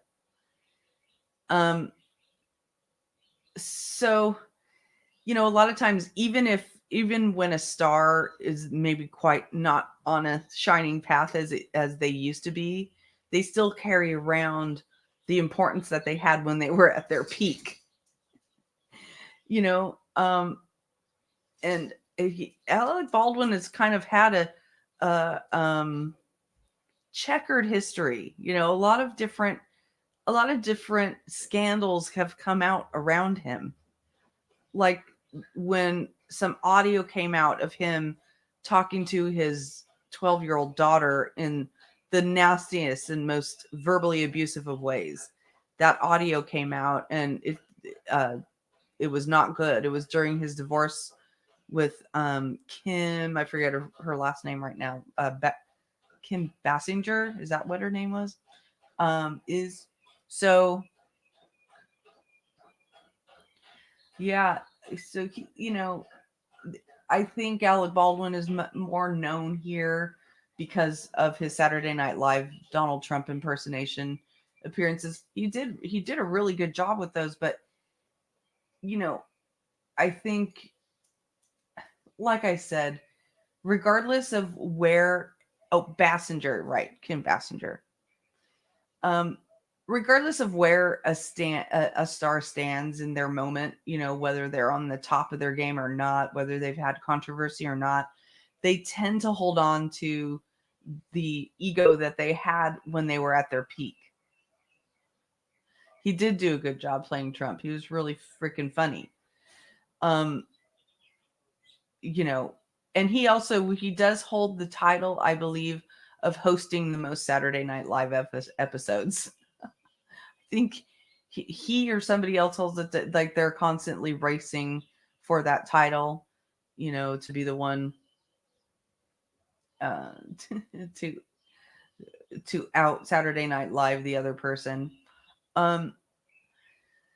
So it's just that that is so true, Anonymous Lucy. I think it's a huge problem. We've always had kind of this cult of personality thing going on. We've always had it, and now social media has supersized the cult of personality, and you can have a cult of personality just by being outrageous. And the fact that somebody could come on here and gain millions of subscribers by being a complete asshole, right? And because they have all those subscribers, it appears to the public that this person has approval, right? The number of subscribers, the number of views, the amount of attention looks like approval. It's not really approval, it's just the ability to get attention. But since somebody was able to go onto the internet and get a whole bunch of attention, that somehow makes them look like they're famous and makes it look like the world approves of them, and then they become idolized, and people put characteristics and traits and virtues on this celebrity that they don't have, and then they end up we basically set them up to fail because we expect them to adhere to this ideal that we have of them based on the fact that they were able to get all this attention. But they're human beings, and some of them are horrible, horrible human beings. Johnny, I heard a political scientist describe the difference between us and them, us and you, as American caring about what celebrities think while we don't give an F about their political and other view. Yeah. Yeah. I think the entire world does have a tendency to idolize celebrities, but I think it is different. I think Americans take it over the top. Americans just absolutely do take it over the top. I mean, obviously, look, I'm not getting political here, but we have a tendency to vote, people into office that are got that way by being famous, basically. We voted them into office because they were famous. And I'm not just talking about Trump. I'm talking about a lot of different political figures. So many of them, Ronald Reagan and the wrestler in Minnesota. And I'm not talking about whether they were actually competent as political leaders, but they yeah, we do. Unfortunately, we do. So, people think that if someone's able to get a bunch of attention, they also have the qualities and the skills to run a country or to run a city or a state or something like that. It's ridiculous. We put our we prioritize the wrong things in our values, you know. But it is what it is at this point. So I think, just getting back to the testimony that we just heard, if I were a jury, if I were that jury in New Mexico, at this point, I've basically heard that, and I've seen that there's a lot of disorganization and chaos on the set, that the armorer, the person who usually, should come onto the set with a very methodical way of handling very dangerous props, right? The most dangerous props that you can have on a set are guns, right? And she's this 24-year-old who's being brought onto a set. She's probably not getting paid as much as another armorer would, right? Because she's younger and less experienced. And they also have her doing part-time, like, wardrobe stuff. And that is, Tigey Girl, that is what ends up happening in a lot of these sets, is they get relaxed. They start to take things for granted. And when they're going lower budget, they start to cut corners. And this is what happens when you cut important corners, right? When you hire people who are inexperienced, who don't know what they're doing, who haven't really trained enough to hold that position on set, to be able to have that kind of responsibility, right? The mentality of, you get what you pay for. Exactly. So they, in this situation, what they paid for was better than having the armorer be so be so disorganized and unprofessional, and more, concerned with other things, that she wasn't really doing her job, or a thorough job, and so this is what I think, what we're basically seeing is, yeah, I agree. And Anonymous, there was an expert, armorer expert testimony, who said that there is no licensing or accreditation that you really have to go through. And I think that's what one of the things some of them are trying to change now, as a result of this, is that there really should be some sort of licensing or accreditation for that work, because it's dangerous. It's dangerous work. That woman right there who just walked by, she testified. So it looks like people who once testified have come in to watch, and it's the gallery is more crowded today than it was Friday, for sure. Maybe because it's the last day. So all those people are back in court, but the jury is not. Russian idiom: if there's a gun on stage, sooner or later it will fire. Well, that's true. One thing I've always appreciated about any Russian person I've known is that they speak plainly and straightly. Like, this is what it is. If there's a gun on stage, sooner or later it will fire. Yes.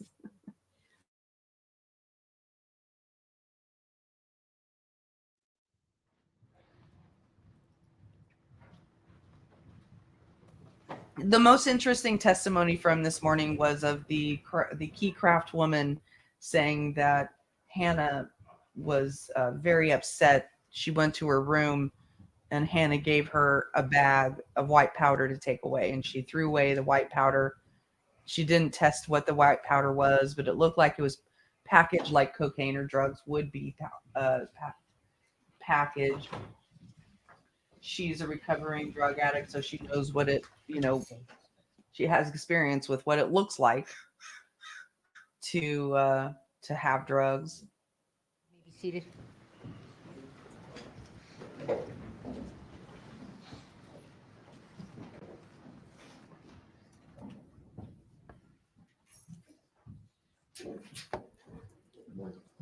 Stand before the judge and raise your hand. Do you swear affirm under penalty of law that the testimony you'll give in this case will be the truth, the whole truth, and nothing but the truth? Yes. All right, have a seat, talk into the microphone. Thank you.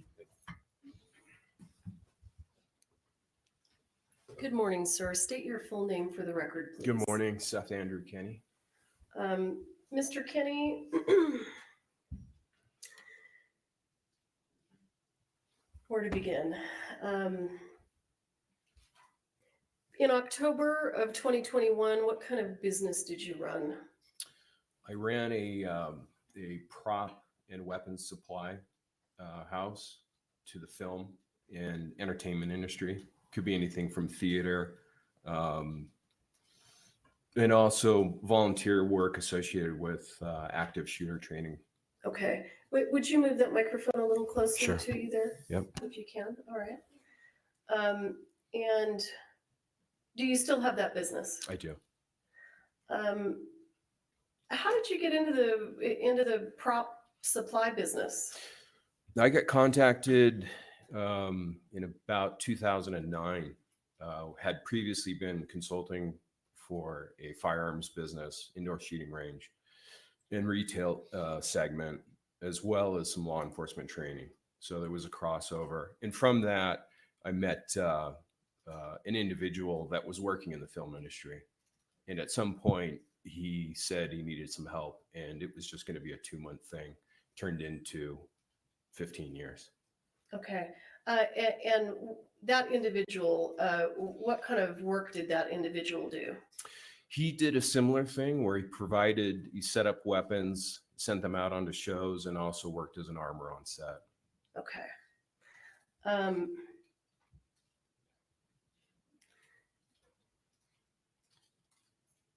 So how long have you owned PDQ props?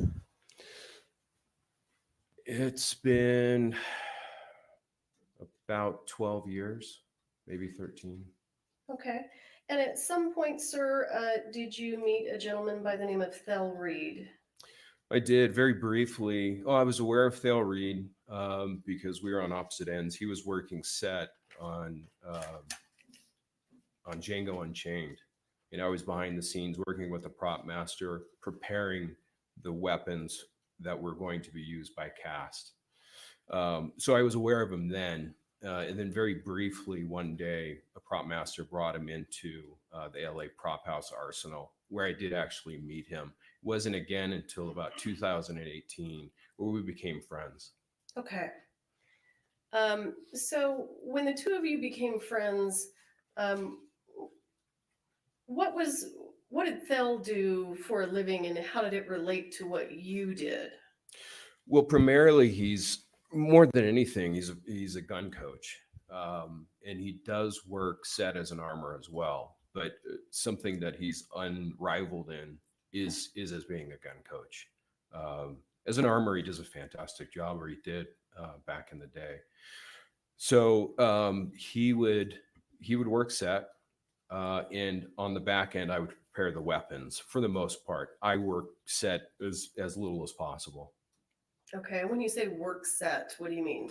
Actually ending up on a call sheet, being hired by a film production. It could be episodics. It could be any TV show that you might see, Walking Dead, for instance.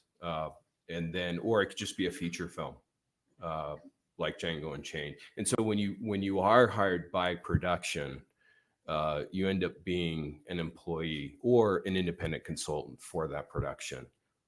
Okay. So working on set was not your thing. Definitely not my focus. Okay. And what, at some point in time, did you and Mr. Reed work on a film together where Mr. Reed was an armorer or a coach, and you were the vendor, the supplier? That was it was 1883. It wasn't a feature film. It was more of a one run episodic. And I had been working with Taylor Sheridan's prop master. And who's Taylor Sheridan? Taylor Sheridan is a writer director of the Paramount production, and he's kind of created his own segment of Americana that's very popular. Are you talking about Yellowstone and 1883? Yellowstone 1883, Yellowstone 1923. 1923, Mayor of Kingstown, Sicario. He wrote Sicario, both, I believe. Wind River, amazing movie. Okay. That was actually the first time that I had been a provider consultant for Taylor Sheridan, was on Wind River. Okay. Let's jump back to 1883. Describe for the jury, please, how you and Mr. Thank Reed you, sort of Anonymous. worked together on that series. Well, I had to push hard to get him onto the crew and hired. And so we talked about it, and I'm fairly tight with a prop master. Again, we've been working together since Wind River. And I convinced him to hire Thale, and to keep him on longer than most gun coaches or older persons would be allowed on set. Frankly, the Texas heat was just too much for him. So, And just so that everyone knows, approximately how old is Mr. Reed now? exactly, I don't know, but he's got to be pushing 80. Okay. I'm talking about Hannah's father. So, in what capacity was Mr. Reed hired on the set of 1883? Was he a coach or an armorer? Primarily, he was the gun coach, and he had difficulty with the Texas heat. So I was constantly making sure that he was in an air conditioned environment, and that's not something that a set on Texas allows for. Sure. So describe for the jury the kind of gun coaching that was being done on 1883. Well, it involved initially, it was pretty casual, and we were using replicas, and it happened to be Taylor Sheridan's private arena. When you say replicas, are you talking about real guns or fake guns? These are fake guns, Okay. replicas. Yeah. And so that's where it started. It's kind of a meet and greet and just get some of the basics down. And Thale, he's been doing it for so many decades, 60 plus years as a gun coach and armor. He knows small bite-sized pieces to the actors is best. Okay. So was there coaching sessions that included real firearms? there were. Then at some point, it was decided, and I'm not sure who made that decision, that they actually wanted to set up in a private range on a portion of Taylor Sheridan's private ranch with an appropriate backstop and it controls. And that is where the cast, it was a bit of a team building as well, learned about how the functioning of the firearms, and we were mixed between blanks and live. We had live ammunition in one area and then take people off to the side and shoot blanks. And essentially the safe distance on most blanks is about 20 feet. So we would take them away from the firing line and test and train them there. And primarily they had gotten it by that point. They had really understood for their characters what they needed to be and do on set. So you mentioned that during these coaching sessions, some of the cast was shooting with live ammunition. Is that correct? That's correct. And do you recall what kind of caliber weapons the cast was using to shoot that live ammunition from? It was a mix we had available from memory, 12 gauge birdshot, just the basics of that. I don't think we even touched that ammo. The prop master had some guns that were chambered in .357, I believe, some lever actions. and also in 45 Colt or 45 Long Colt. Both are okay.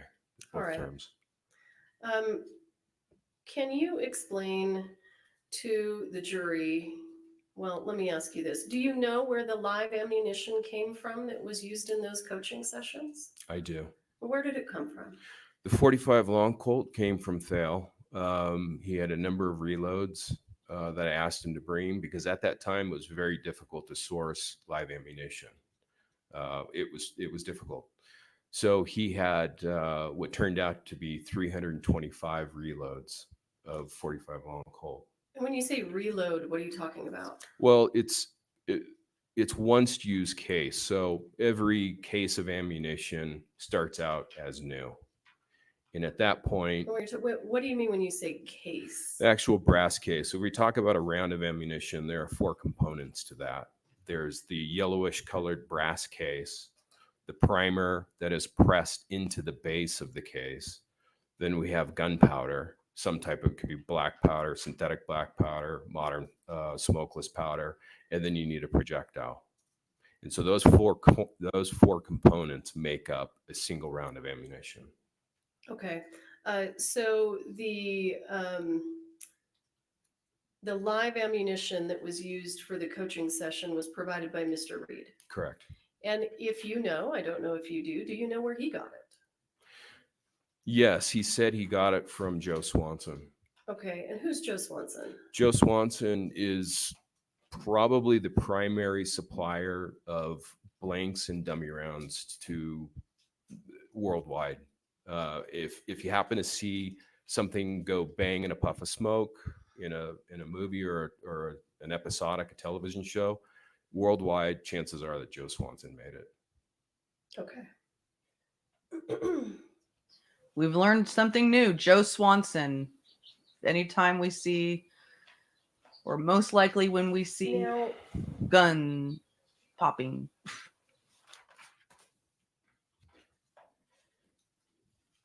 was all of the 45 Long Colt live ammunition that was used for the training camp on 1883, was it all used up? No. So can you tell us approximately how much was left over? It was, if memory serves me correct, it was about 125 rounds, roughly. And what happened to that ammunition after you finished training the actors on 1883? Well, that's a little bit hazy. At one point, I do recall that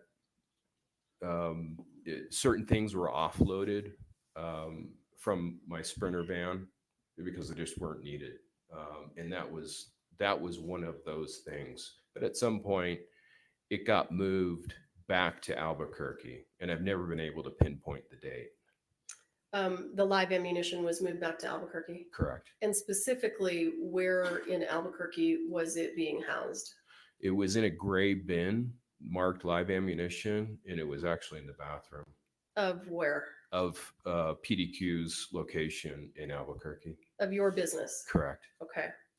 And can you explain to the jury how you would keep, how did you know it was live, and how were you able to keep it separate from dummies and blanks? Well, it's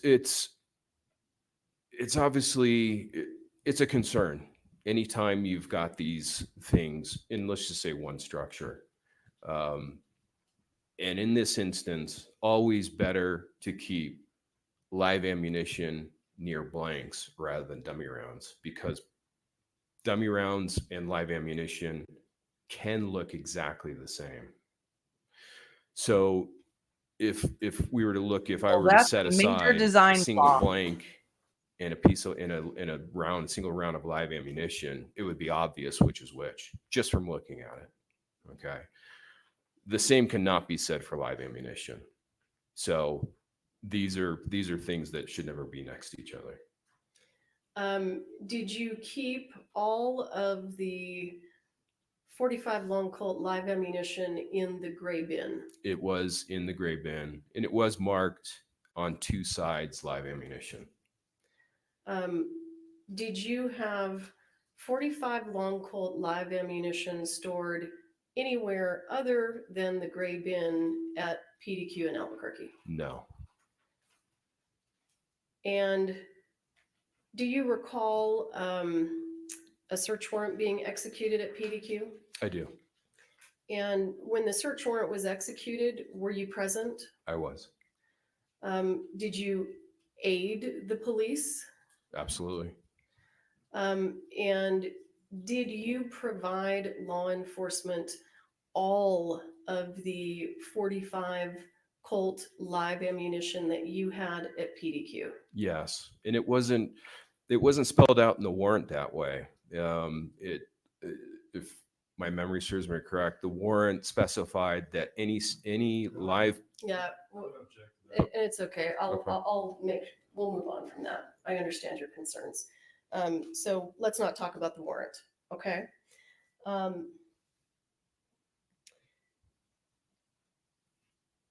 Was there another show that you and Mr. Reed both supplied firearms and ammunition to after 1883?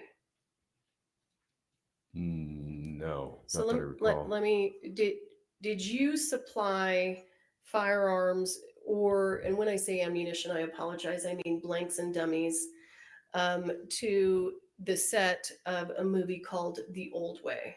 Yes, but that was filming concurrently with 1883. Okay, they were happening at the same time. Yes. All right. So what did you Wait, provide? excuse me. Wait, actually, sorry. Now that I think about it, actually, Hannah was wrapping The Old Way, and we were still in pre-production at that point. I don't think we had gone to camera yet. On 1883? Yeah, I remember being in Texas at the time when Hannah was wrapping out The Old Way, which is essentially concluding filming. No more camera work at all, right? She's packing up guns. She's packing up her bags to leave Livingston, Montana. And we were still prepping to go to camera, but working for production on 1883. Okay. So you indicated that Hannah was involved in the movie The Old Way. Can you explain to the jury in what capacity was she working on that film? Well, it was her first solo lead as head armor. And Thale got in touch with me and said that. Hang on. I don't want any hearsay. Okay. So she was the lead armor, and that was the first movie she was lead armor on. Correct. Okay. Explain to the ladies and gentlemen of the jury what you supplied to the set of The Old Way. Roughly half the guns, most of them the long arms, which are lever actions, and shotguns and single shot rifles as well. And then there was a mix of about 50% Thale, 50% PDQ supplied the blanks. I supplied 14 rounds of 3840 dummy rounds, and Thale and Hannah supplied the balance of the dummy rounds. Okay, so you supplied the only dummies that you supplied to The Old Way were caliber 3840. Correct. Did you supply any 45 long Colt dummy rounds to the set of The Old Way? No, I didn't have any. And you only supplied 14 3840 dummies? It's all I had. Yeah. Okay. And it's your understanding that Mr. Reed and Ms. Gutierrez supplied the remaining dummy rounds to that show? Yes.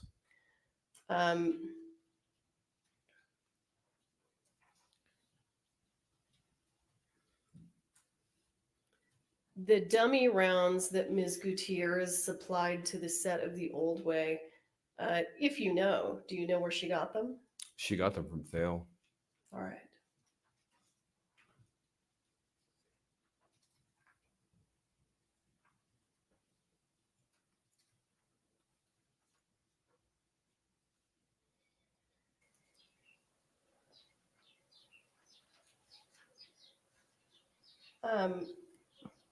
Do you source a lot of your ammunition from Mr. Swanson? 100%. Actually, no, excuse me, 90%.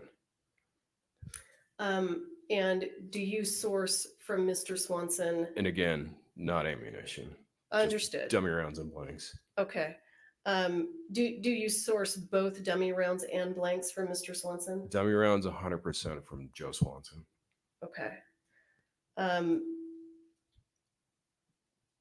think we should look at some pictures if we can get set up.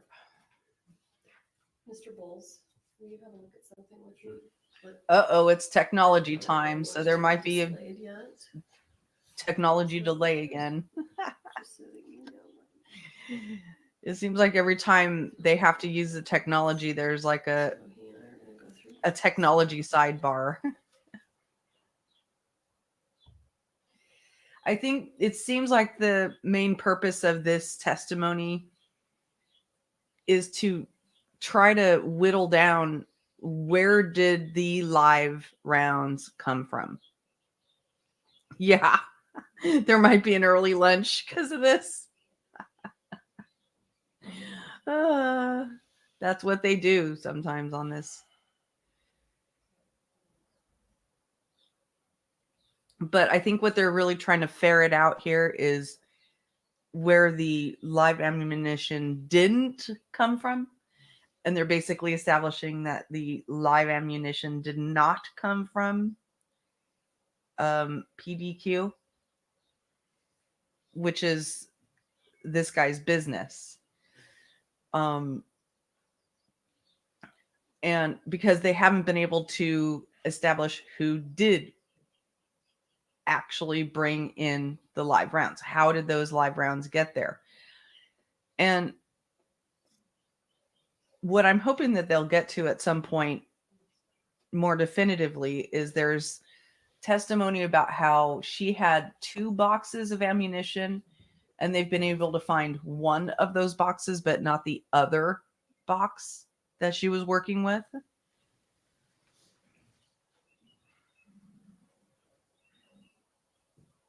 Right. So what I'm hearing from this testimony is Thank that you. it's possible that she Mr. got Kenney, the do you rounds see from her the dad, photograph on your screen? I do. Thank you. that she got them herself and brought them herself. Have you ever had a box of dummies from Mr. Swanson with that label? No, never. And why would you not have a box with this label if you're sourcing your dummy rounds from Mr. Swanson? Well, 1883 was the first period show that that I needed 45 long Colt dummy rounds for. Prior to that, even though we had done a flashback scene with Tim McGraw in Yellowstone, there was no call for dummy rounds, or the prop master sourced them elsewhere. So I just never needed them. And when I did, I needed them by the thousands, not by boxes of 50. And so what happened is Joe Swanson, he asked me, do you want me to package them up? I said, no, there's no point. Right? It's more work for everybody. So he sent them to me in bulk. Okay. And so you never had anything like this in your possession? Never. And let's talk about the dummy rounds that you provided to the set of Rust. Did you provide 45 long Colt dummy rounds to the set of Rust? I did. I supplied a single box of 50 on October 12th. And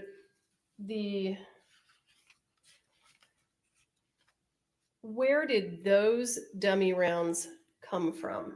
They had just come off of the day prior from the prop truck in Texas from 1883. So when you took the dummy rounds that you supplied to the set of Rust from the prop truck on 1883, walk us through what you did with them. So the Sarah and Hannah had issues with a couple of guns, and so potentially they needed replacements. There was an issue with the reassembly after cleaning.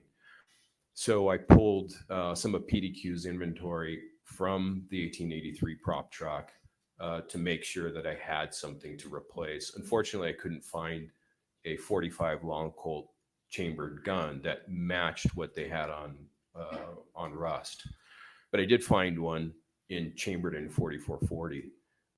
So I took that gun, a box of 4440 dummy rounds, and also spotted some antiqued 45 long Colt dummy rounds in bulk, and put them literally into a double bag of some type of grocery store bag. And those 3 items went into my Sprinter van, and I drove straight from that set to my PDQ's location in Albuquerque. And when you got to the PDQ location in Albuquerque, what did you do with the 45 long Colt dummy rounds that you brought from 1883?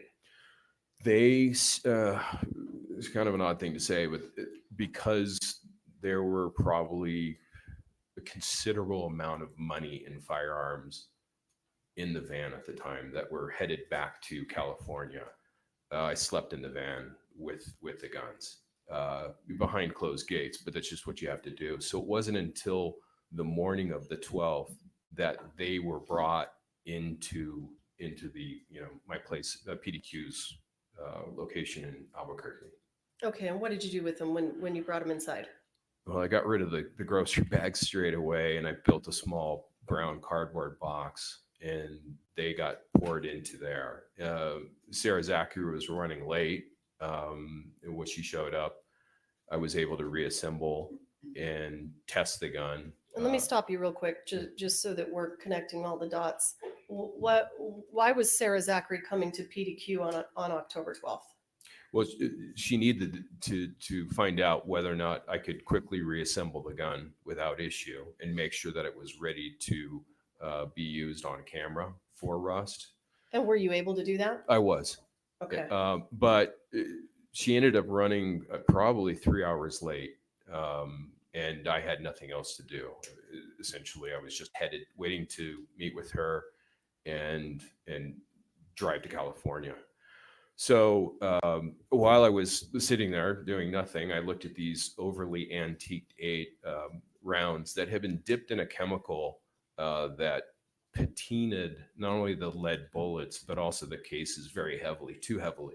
And they didn't look right. They didn't look right for camera. So I just sat there and decided, well, I'll just see what it looks like after I polish them up with some Quado steel wool. And that's what I did. What I realized, though, too, is that some of the chemicals seem to have leaked into the case, and some of the rattles seem muddy. And what do you mean when you say some of the rattles seemed muddy? Well, Joe Swanson, for the most part, stopped using BBs inside the dummy rounds because the sound guys could hear them on camera. So if the gun is being manipulated, he could actually hear the dummy rounds rattling around. And there's a number of instances where I can hear dummy rounds in TV and movies where I can spot it. And I'm like, oh, you can hear the dummy rounds rattling. Edit them out. So he switched to using a single piece of #2 lead shot, which is an adequate rattle, but it's a little bit muffled. And I suspect what had happened is the chemical had caused some kind of gooey layer, to my best guess.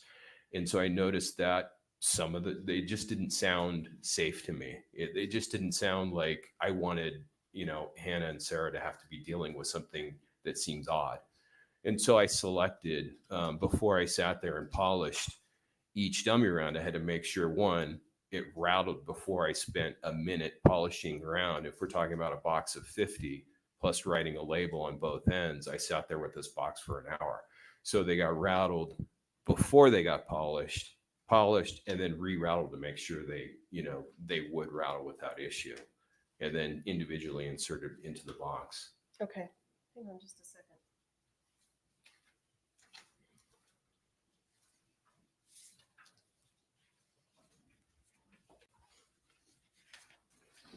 Yeah, so my understanding is that one way that they figure out whether there's a dummy round is to shake the bullet, um,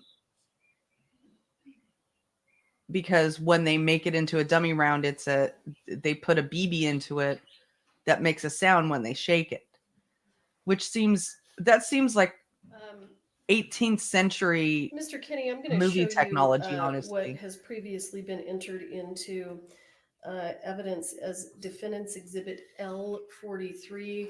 I'm not going to switch over to the Elmo for this because it requires too many steps and it'll take too long.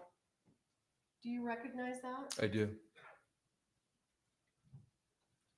What is this a photo of? It's a photo of the brown cardboard box that I had just taped up to purposely hold those aged dummy rounds, and you can see in the picture what they look like before being polished with Quado steel wool. Okay. I am going to show you what has been marked as State's Exhibit 174. There's no objection to admitting this into evidence, and I'd like to publish. Right. States 174 is admitted, you may publish. My understanding is Mr. Kenney, what is this a photo of? That's the same box. Just it's missing I think I saw some spent blank cases in the box as well as the Quado steel wool. Okay. So when did you take this photograph? I don't recall.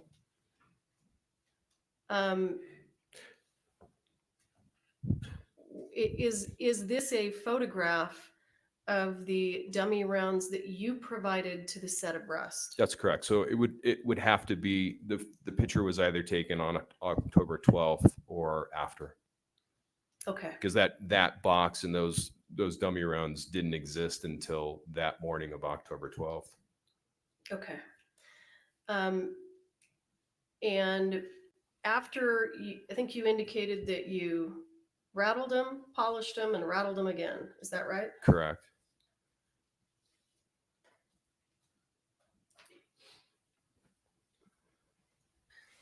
And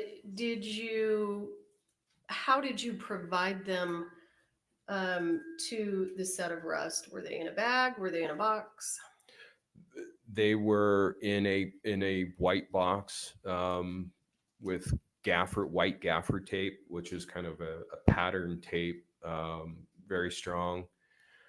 And I hand wrote in blue Sharpie ink on both ends of the box what the contents of it were. All right, I'm going to show you what has been previously entered into evidence as State's Exhibit 48. Do you recognize that? I do. What's that? That is the box of dummy rounds that I supplied to Sarah Zachary on October 12th. So the dummy rounds that we saw in the box, in the brown box in the previous photo, you took those and you put them into this box. What we see in the brown box with the aged dummy rounds is the remainder, because again, I didn't just take 50 rounds. I took, I would estimate, up to nearly 100 in total.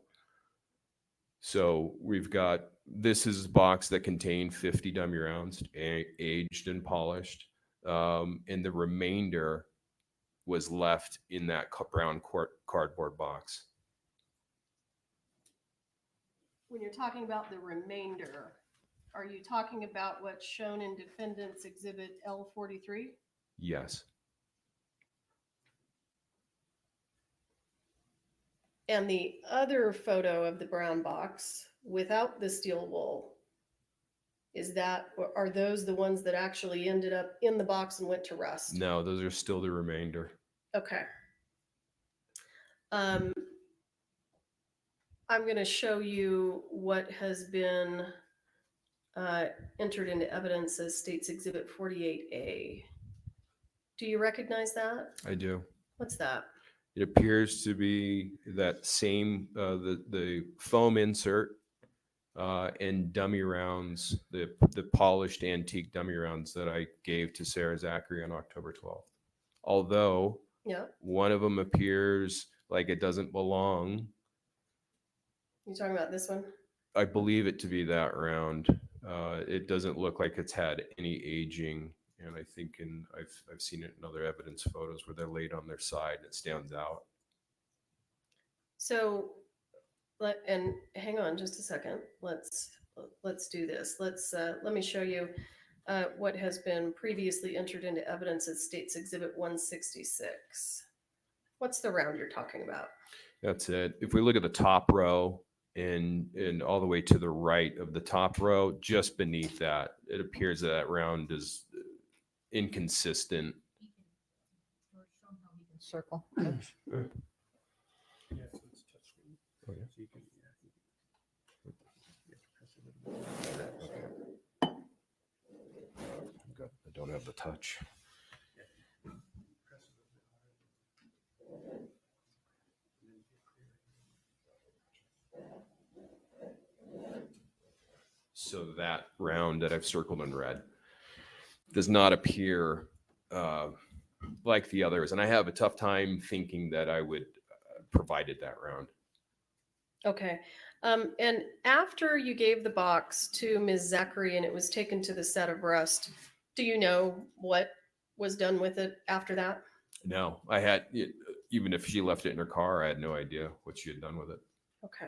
whether or not they used it or not. Okay. I'm going to show you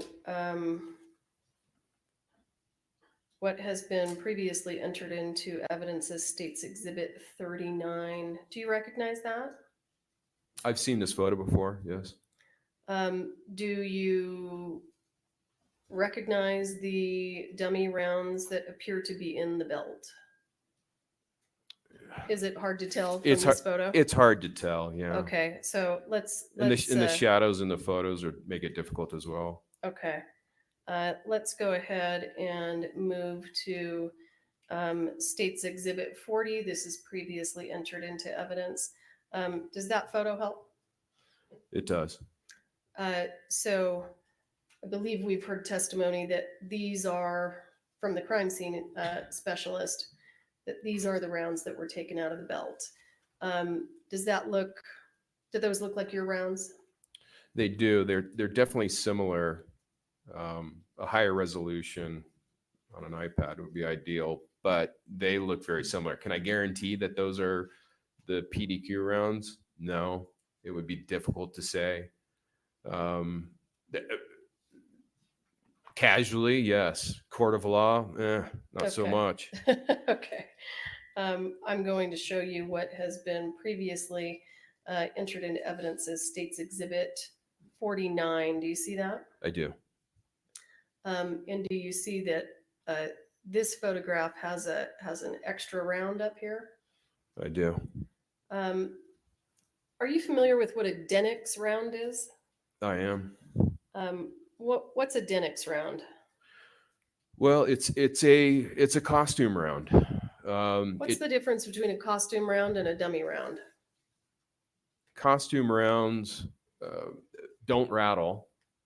First off, the Denix round that I've found, that I've tested, won't chamber in a gun either. The cast manufacturing seam is out of spec, so even though it says 45 Colt or 45 long Colt on the end of it, you actually can't get it to chamber.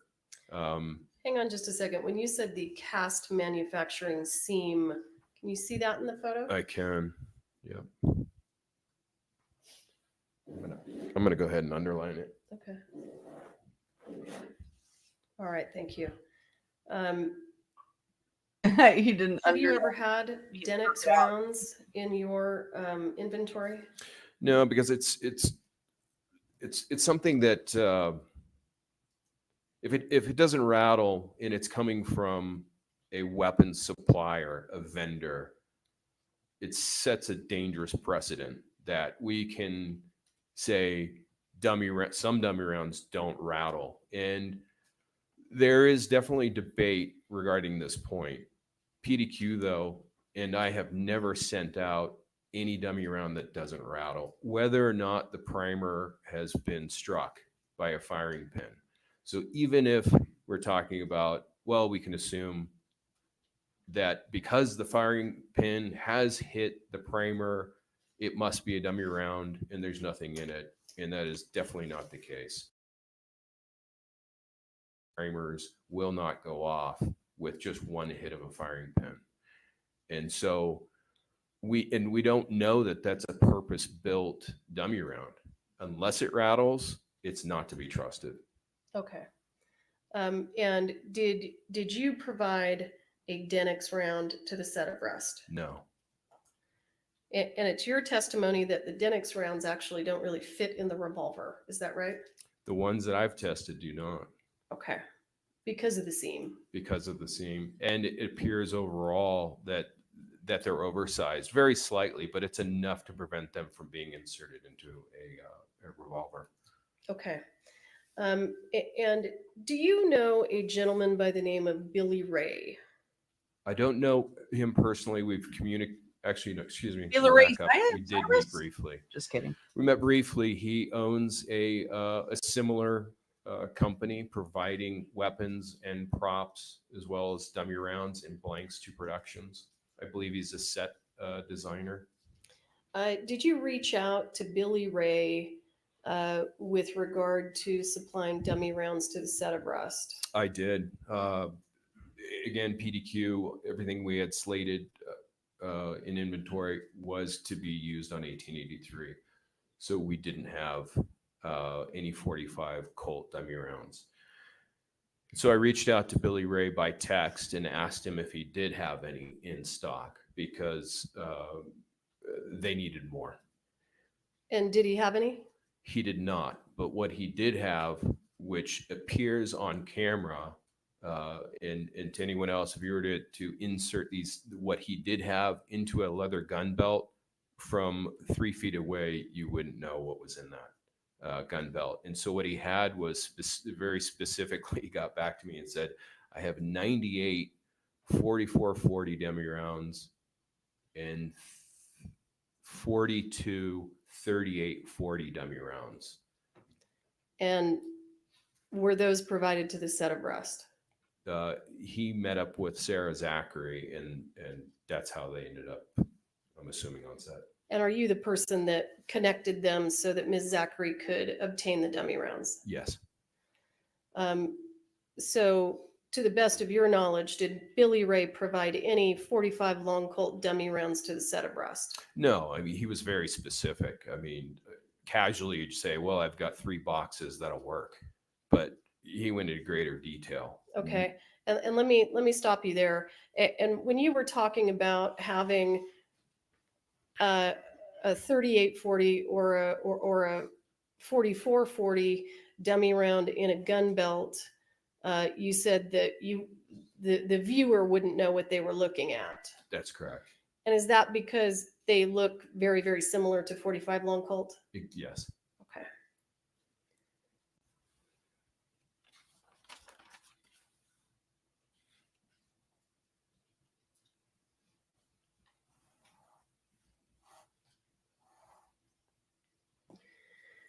So in terms of dummy rounds, we understand that you provided some, and we've looked at those photos. You've testified that Billy Ray provided some, and you've explained that to us. Was there anyone else who provided 45 long Colt dummy rounds to the set of Rust? Yes. Who's that? That was Hannah. And if you know, where did Ms. Gutierrez say that she got the dummy rounds from that she took on to the set of Rust? It was the same supply that she had gotten from Thale that she used on the old way. And how do you know that? There's comment, it was just conversation and text message. She told you? Yes. Okay. I'm going to show you what has been marked as State's Exhibit 175. It's my understanding that there is no objection to this, and I would ask permission to publish. No objection. States 175 is admitted, he may publish.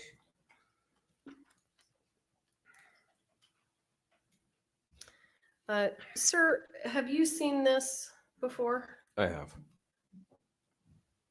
And what is this? It's a conversation. Who's participating in the conversation? Show the audience now. Sorry, I've broken my glasses. Yeah, it's a text conversation between myself and Hannah. And what's the date of this conversation? Again, I'm sorry, I don't have my glasses. October, was it 5th? Do you need some readers? I probably have No, 5 pairs. it's the new prescription. I broke my glasses. And the Hannah is very prescriptions active back there. Makes me feel nauseous. So let's see. Does that help you? Oh yeah, October 5th. Okay. What are you and Ms. Gutierrez talking about here? Well, we're talking about the let's see. Well, what specifically? There's a few dates in there. Go ahead and just take a moment and review it, and then I'll ask you some questions about it. Well, I'm asking her about how she was looking on, for leather. And wait, when you say leather, what do you mean? It would be primarily gun belts, but it could also mean bandoliers as well. I don't recall that Rust had call for bandoliers. It was just primarily, gun belts and holsters. Each gun belt can hold up to 18 rounds of Okay. dummies. So to kind of move through this in this text conversation, does Ms. Gutierrez indicate to you that she can't find any of the dummies? Yeah, and she mentions, some of them are still in the belt and in the belts. So hang on. Yep. When she says she can't find any of the dummies, what is your response? Sorry about this. What happened to the dummy? Yeah, what happened to the dummy rounds from TOW, which is an abbreviation of the old way. Okay. And what's her response? Some of them are still in the belts. Yeah. And then what do you explain to her? Something about dummy rounds don't get returned. What are you telling her? And let me know if you need me to. Do you need me to make it bigger? I mean, I might as well just pull it up on my phone. Yeah. So yeah, I was just explaining, to her that she needs to, let me know, or as a normal course of business moving forward, now that she's no longer underneath her dad's wing, that if something gets lost or damaged on set, the production needs to pay for it. You said that's an L&D. What does L&D mean? Lost or damaged. Okay. And in this instance, she's just saying, essentially, yeah, they fall, just commonly, the dummy rounds fall out of gun belts for stunts, or even maybe picked up for souvenirs by extras or actors. Who knows? Okay. And Ms. Gutierrez responds, and she actually, I think, confirms what you just said. Isn't that right? Yes. She says, you never mentioned this. I definitely lost some off of the belts during the action scenes. Right. She says maybe like 50 total. I'm not sure. And then she says, so I have to round those up tomorrow and count these? Yep. That was the conversation. And then does she say to you, you both just send me out to do these things and don't teach me right? Shame on both of you. Yes. Okay. And you respond, you're a naughty child. I'll let Papa handle this one. Right. Were you joking? Partially. Sparkles is back. And what was her response? He does look. So what if I need more? You guys freaking blow. Okay. So based on State's Exhibit 175, was it your impression that Ms. Gutierrez was bringing dummy rounds that were already loaded into gun belts? Absolutely. Not only that, but we were counting on it. What do you mean you were counting on it? Because everything else from PDQ was slated for 1883. In fact, some of it wasn't even manufactured yet. So there was just no inventory. And the only way that she was they were going to have dummy rounds on rust is by reaching out to other suppliers in the business, and they needed them straight away. And Billy Ray happens to be in Albuquerque, so that's a straightaway solution. Okay, was it your understanding from that conversation with Ms. Gutierrez that the dummy rounds that she was providing to the set of rust were left over from the old way? Yes.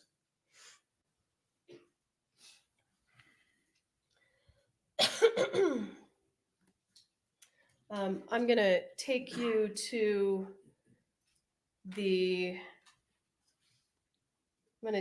October 21st, 2021. Do you recall that day? Yes. And let me ask you, prior to October 21st of 2021, were you ever physically present on the set of Rust? No. When was the first date that you were physically present on the set of Rust? It was when the sheriff's department executed the warrant on the prop truck. And why did you need to be present for the sheriff's department to execute the warrant on the prop truck? It wasn't that I needed to be, as much as I felt I wanted to be there to facilitate. And how did you intend to facilitate? But just to be available to answer questions that may have come up. In addition to providing blank ammunition and some dummy rounds to the set of Rust, did you also provide firearms? Yes. Approximately how many firearms did you provide, if you recall? Approximately 30. And do you know where the 30 firearms that you provided were being stored? They were being stored on the prop truck, in the safe.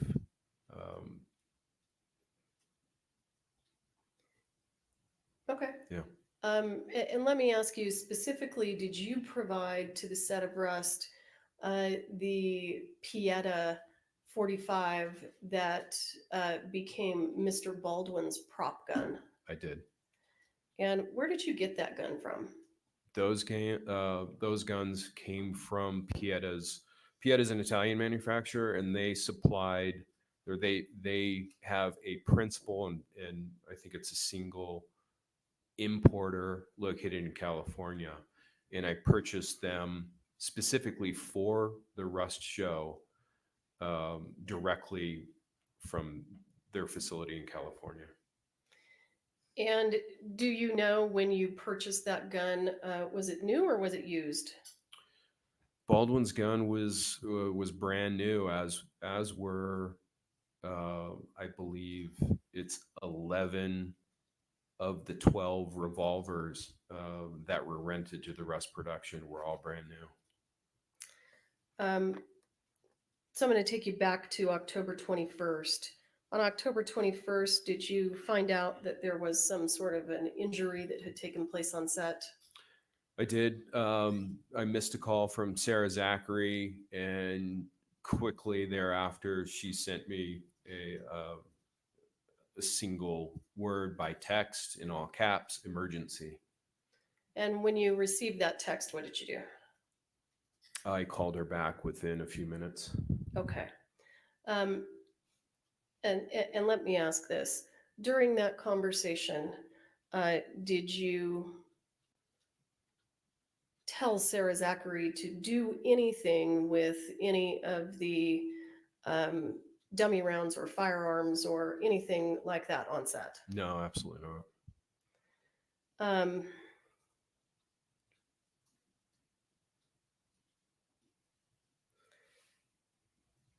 After your conversation with Ms. Zachary, did you call Mr. Reed? I did. Exactly so, though. I tried several times to get a hold of him. And by phone. Were you ultimately able to get a hold of him? I was. He returned, and I recall texting him as well, and he did finally return my call. Okay, and I'm not going to ask you what he said during that call.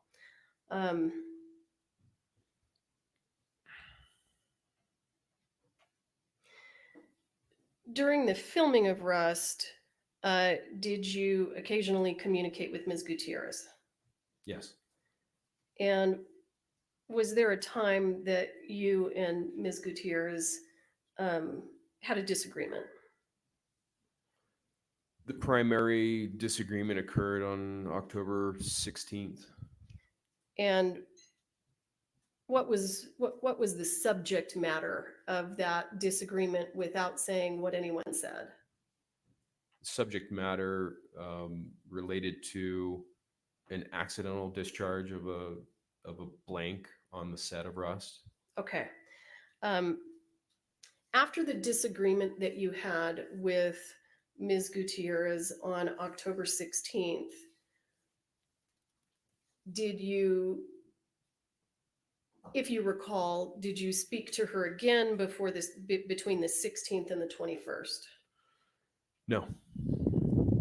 And why weren't you speaking to her? Was there anything that she did or said during the October 16th conversation that was upsetting to you? Well, it was clear that she was emotional. She sent me a text message back that had a number of associated with it, and so, you know, I just felt that she needed some space and maybe an apology was due, and I was just going to give it some time. An apology was due to who? Well, I thought to me. Okay. Understood. Sir, did you provide any live ammunition to the set of Rust? No. Did you ever give any live ammunition to Sarah Zachary? No. Have you seen photos of the live ammunition that was found on the set of Rust? I have. Did you possess any ammunition that looked like that? No. Hey, Chopper's here. At some point in time after the incident on the 21st, did you become aware that you were perhaps being blamed? I started to sense that there was efforts to redistribute blame or the cause of this accident. Was there a morning news show that you watched that? Yeah, I'm gonna object.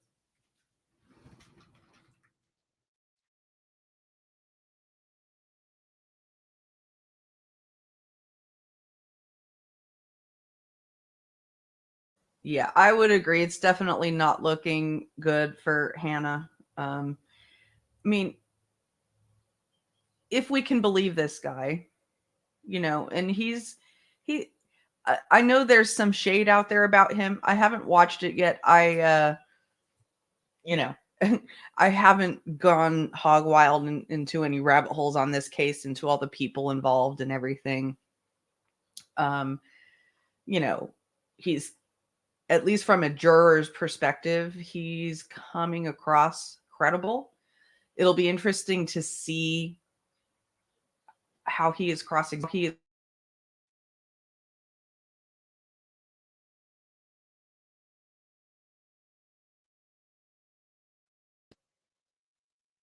you guys hear me? The StreamYard just told me that my mic was unplugged. Hold on a moment.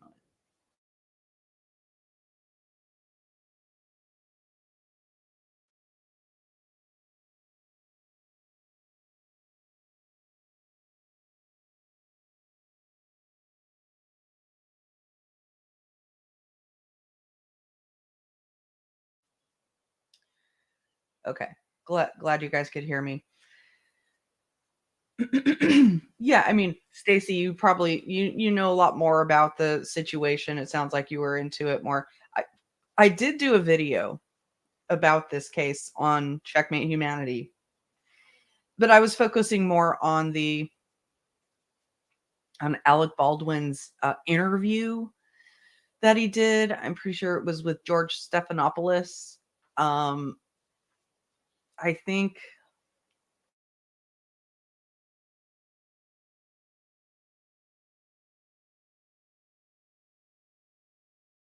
it looks to me like it was a very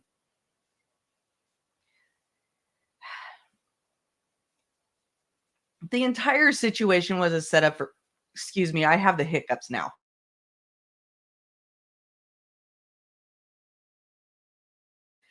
It's like it's like this entire thing was set up for failure from the beginning, because they were working in the middle of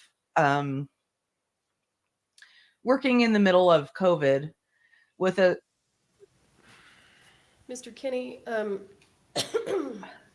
did you see a morning news show? I have seen one. I'm talking about a morning news show where Mr. Bowles and Mr. Reed were the guests. Yes, I do remember that. And did anything about their statements on that morning news show cause you to believe that you were perhaps being targeted or blamed?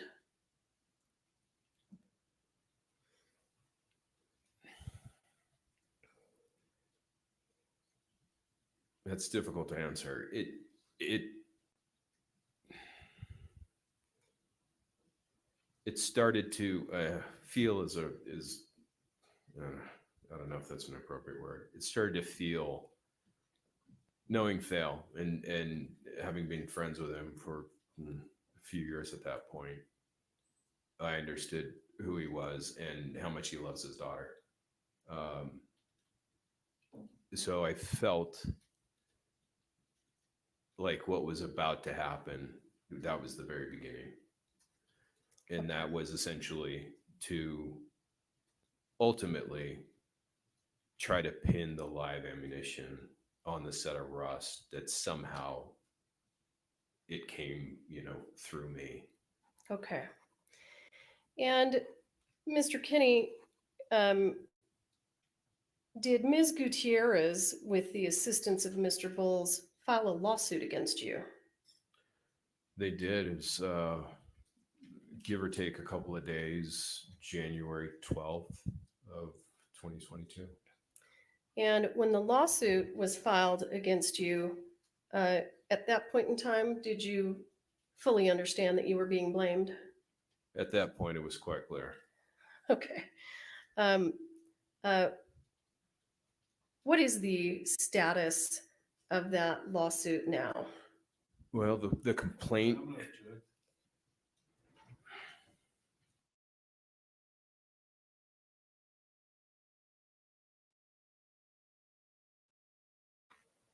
That's one of the ugly things about this particular case.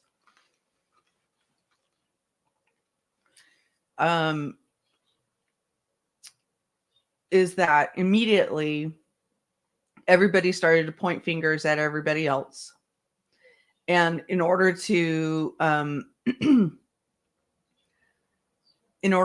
bring some authority to their claims that they weren't at fault, but somebody else was at fault, they started filing lawsuits.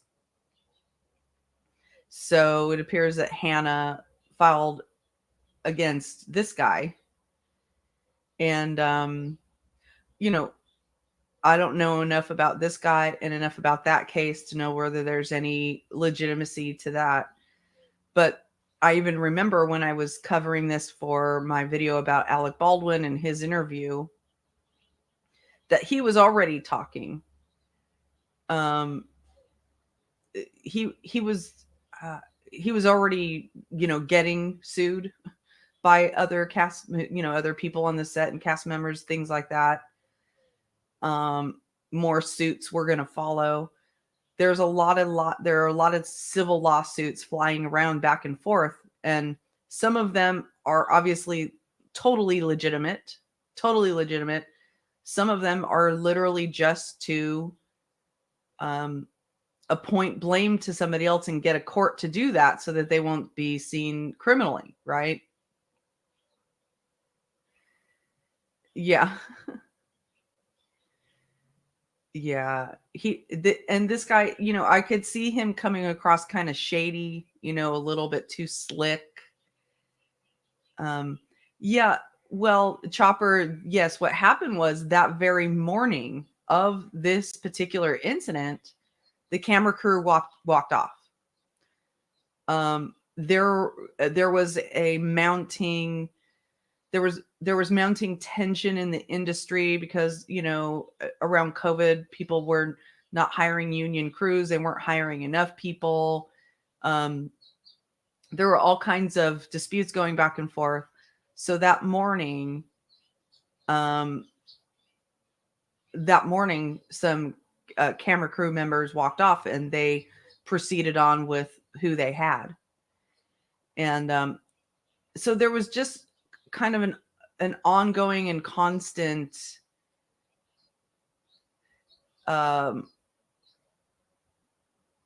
chaos going on with regard to this Mr. Kenney, particular production. was that lawsuit later dismissed?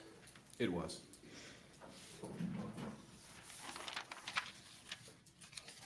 So the lawsuit against him was dismissed. It probably didn't have I'll pass the much witness. merit. We don't know who dismissed it, whether the court dismissed it or whether the plaintiff dismissed it. But if it had any merit, or had a lot of merit, it would have moved Cross forward. exam. Thank you, Your Honor. Good morning, Mr. Kenney. Good morning.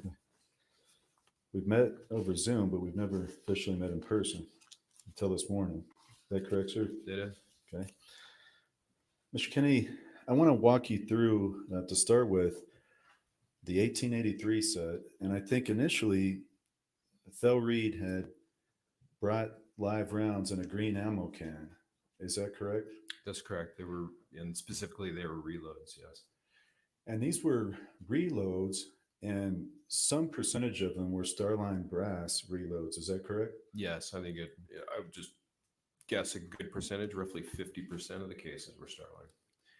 Now, I think you described previously that there were three types of bullet characteristics within those reloads. Is that correct, sir? That is. And will you tell the jury what three types of reloads there were? So again, if we consider that a round of ammunition has four components, and commonly people say bullets, and what they were referring to is a total cartridge, right? But the bullet is actually the projectile, that single component, which essentially is flying towards whatever target. And Thale had brought 45 Colt reloads that were made up roughly of almost equal thirds, and it was a third what are called semi-wad cutters. The tip of that projectile is shaped exactly like a crayon. It has the exact shape of a newly unused crayon. Then there was another bullet profile, a truncated cone, which kind of has a spaceship look to it. And then there was the more common and typical found heavy grain bullet, which is, I think, probably what most people would assume is a bullet when they do that. And it just looks like a lump of clay. And it could be, there are slight variations to those shapes, but it could look like a human head, essentially, that was circular on all the way around the sphere. Okay, kind of like a rounded kind of. Yeah, and they even with a flat point on them, but they seem to be those round-nosed, flat point versions all seem to be roughly the same. I didn't see any variations in those, but honestly, I just don't recall. I just remember that there were three different type profiles. And the issue that we ran into was that they were shooting both lever action rifles and revolvers at the shooting range, and specifically, I grouped the each different bullet profile into separate boxes and told the guys that were manning the prop master in a live fire armor that they had brought on, and they had an assistant as well, that the semi-wad cutters would not chamber in the lever action rifles. So best to use those in the revolvers, and ideally the truncated cone and then the rounded bullets, those could be used in the lever actions. And ultimately, somebody put a semi-wad cutter in one of the lever actions and jammed it up. Okay, well, in any event, there's 3 types of bullet characteristics in those reloads that Del Reed gets from Joe Swanson, correct? That from what I saw, yes. Okay. Now you all have this live training offset. It's at a cowboy training camp in Texas in 1883, correct? Correct. It was nowhere anywhere near a set. It was on, again, Taylor Sheridan had set up a private firing range, live fire area, and no filming was done at that point. Okay, sir. Then after that set, you then retained the ammo can and the remainder of the live rounds that Del had brought, correct? No, I retained the Thale Reed, the reloads from Thale, but the ammo can was sent once the first I saw of what was the contents of the ammo can was actually at the firing range on Texas, and at that point we needed to know how many we had and what variety, because when I opened up the box, it was a jumbled, distribution of 3 different types of bullet profiles. So what I did is previously I'd gotten from Joe Swanson 10 boxes that were flat, brand new. They actually had to be assembled, and I loaded the contents from the green ammo box that Thale had brought into those white boxes. Those white boxes went up to the firing line, as well as the empty ammo can. And the ammo can was being used for the spent brass. Okay. So you did retain some of the reloaded live rounds after 1883 completed. After the 1883 cowboy training camp, yes. And those then made their way back to Albuquerque, you've said, to PDQ props, correct? Yes. And you don't know whether those returned, I think you've stated before October 21st. You said you were hazy on the date, right? Yes. But we do know that you came back to Albuquerque from 1883 on or about October 11th because you met with Sarah Zachary October 12th, correct? Correct. So when you came back, you brought dummy rounds from the set of 1883 to give to Sarah, correct? Correct. And those were 45 long Colt dummy rounds. Correct. Now, you had a whole group of dummies in 1883. How many do you think there were? 5,000. Okay. So out of those 5,000, you brought some back from Miss Zachary. And at some point, you can't tell the jury when, those live rounds came back to your place. I've never been able to identify the exact date. Well, you also said on direct, they were delivered back. Let me get you the words you used. They were offloaded from your Sprinter van and got moved back to Albuquerque in the bathroom. Is that right? That's correct. Now, when you said got moved, isn't that you who moved them back? Yes. Okay. So in reality, you drove them back from 1883 and you can't remember that date at all. No, I ballpark it, but it's not accurate. I have an idea of within months or two, or even I can't tell you, because I made at least 2 trips back and forth from Texas to Albuquerque, California, back again. I've just not been able to narrow it down. Did you ever go back and when you were sitting down with Hancock in one of these times and sit down with the calendar and try to look at your trip receipts, look at any kind of credit card, try to figure that out? Yes, repeatedly. I've probably tried 3 to 5 times to see if I can come up with a picture of either the space in, PDQ space in Albuquerque, something that would indicate when I had brought those back. I've just been unable to. Okay. Now, you said that you brought these back, stored them in the bathroom, and you indicated that that could be a concerning situation if live rounds are stored in the same place as dummies. Is that fair? Yeah, that's fair. Okay. And the reason why you said that on direct is that dummies are made to look identical in a lot of respects to live rounds. Yes. Okay. Now, you also had within your place blanks, correct, sir? Correct. Okay. Why would you store live ammo at PDQ at all? Well, I've got, self-defense ammunition. It's Albuquerque after all, and that's enough right there. And I deal with weapons that should not be out on the streets, and I'll do what I have to prevent that from happening. Unfortunately, that's an unfortunate reality.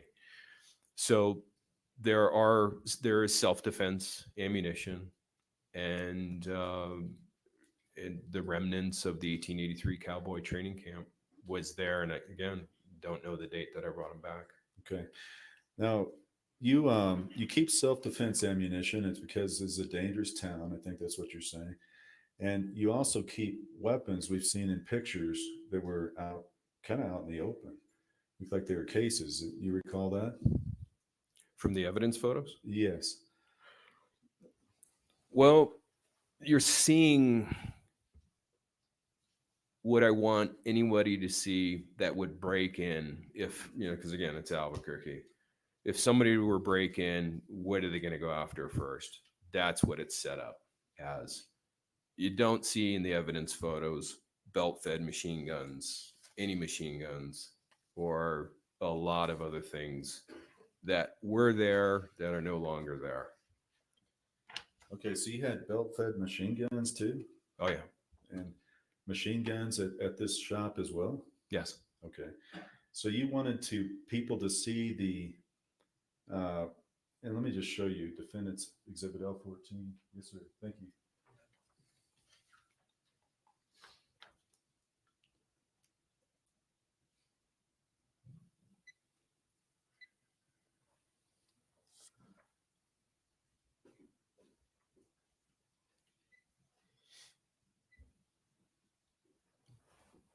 Thank you. Mr. Kenney, I'm going to show you Defendant's L14. And if you could describe, is this a picture inside PDQ props? It is. Okay, sir, can you tell the jury these items, what type of firearms those are? Well, they look to be long arms, obviously because of the length, but what's inside those gun socks is a mystery. It could be anything from replicas, non-functioning shotguns. Could be anything. So these were there on October 21st. Are you telling the jury you don't know what was inside those socks? Definitely not. I have hundreds of guns. Okay. Are these hundreds of guns inside PDQ props? Yeah, as well as replica and rubber as well. And replicas they look exactly like a gun, but they are not. And if that's not how do we know that's October 21st? First of all, that shouldn't be. Not October 21st. I'm sorry. Yeah. I'm getting my date. Yeah. Thanks for reminding. Okay. This was the month after in November. Just the search warrant photos. Yes. Yeah. I apologize. You're right. Okay. Yeah. So that was in November. And Mr. Kenney, what is this on are these some rounds on the ground here? Everything in this room are going to be blanks or dummy rounds. Okay, but and I see them kind of laying in bags on the ground. Is that correct? Yes. So did you have any kind of, first of all, before I ask you that, you have a lot of boxes stacked up on the shelves here. Do you see that? Yes, and that shelf holds entirely blanks. Okay.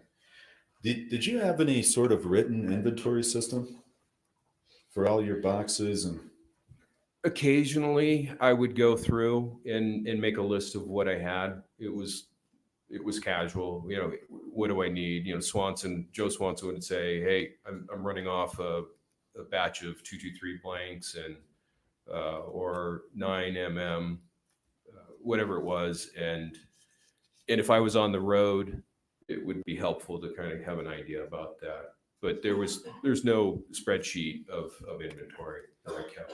Okay, and when you say casual, was it written on a piece of paper? It was 8.5 by 11. I would end up, with 2 or 3 8.5 by 11s, because it's not only, we're not just talking about, 9 mm, right? We're talking about 9 mm that is going to be what we use in the industry, anything from a solid plug load.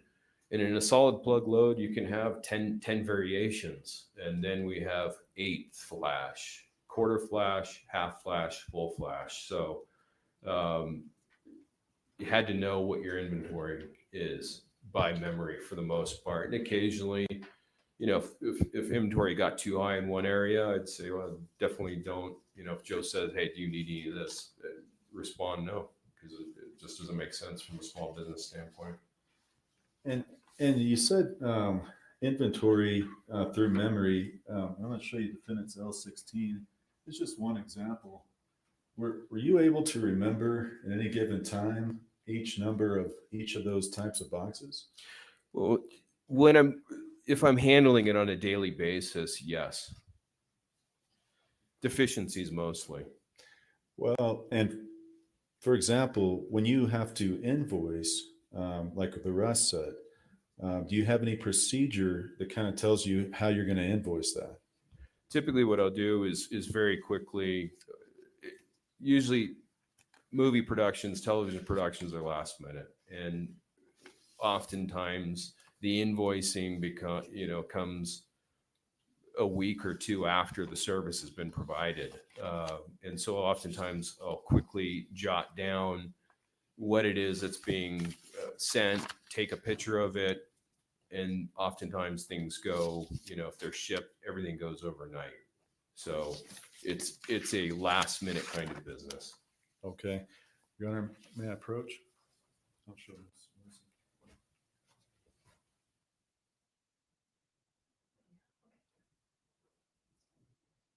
So I'm going to approach and show you defendants EE and FF. And I'll ask you if you recognize these two documents. I do. Any readers? No, that's okay. Yep. What are those documents? This is an invoice made out to Russ Production with Sarah Zachary here as well. And can you look in the back of the one you just looked at and see what the sticker number is on the back of the page? Just flip it over.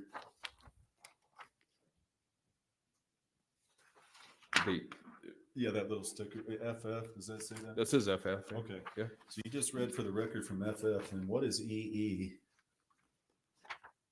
The other exhibit? No, I was just going to ask to move them in, Your Honor. Just have them identify EE. Okay. So FF is an invoice for blank ammunition as well as dummy rounds. Okay, and is that your invoice, sir? Yes, it is. And is it the same for EE? If you could take a look at that. And this EE is an invoice for Paper shuffling. guns, replicas, rubber guns, gun bags, and socks. Okay, and not get into the contents. You just recognize that, do you not? I do. Okay. Yep. I would move for the omission of those two exhibits. EE and FF are admitted. You may publish. Defendants. I mean, those invoices, neither of them apparently didn't say Mr. Kenney, live first gonna rounds. show you defendants EE, and you were just telling the jury. Can you just summarize this and don't go into every item? Sure. This is the gun, replica, and rubber invoice to the Russ Production from PDQ.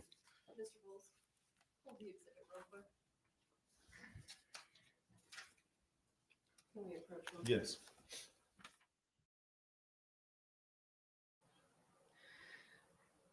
I mean, it sounds to me like what the defense is getting to is this guy didn't have a very organized room. I mean, his space also didn't look super duper organized, right? The PDQ pictures that we've been seeing, and also he didn't have a super organized and exacting inventory system, so it could have been his mistake that live rounds ended up with dummy rounds that came into Hannah's possession eventually.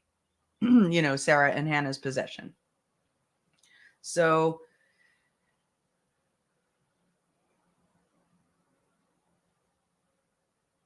and also Stacy, Okay, Mr. Kenney, if you can just summarize that for the jury. So that invoice is from PDQ to Rust Production for firearms, replica firearms, as well as rubber firearms.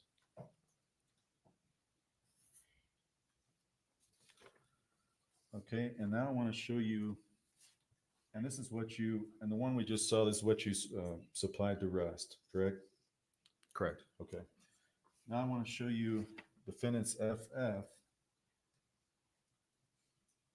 And if you can summarize this document.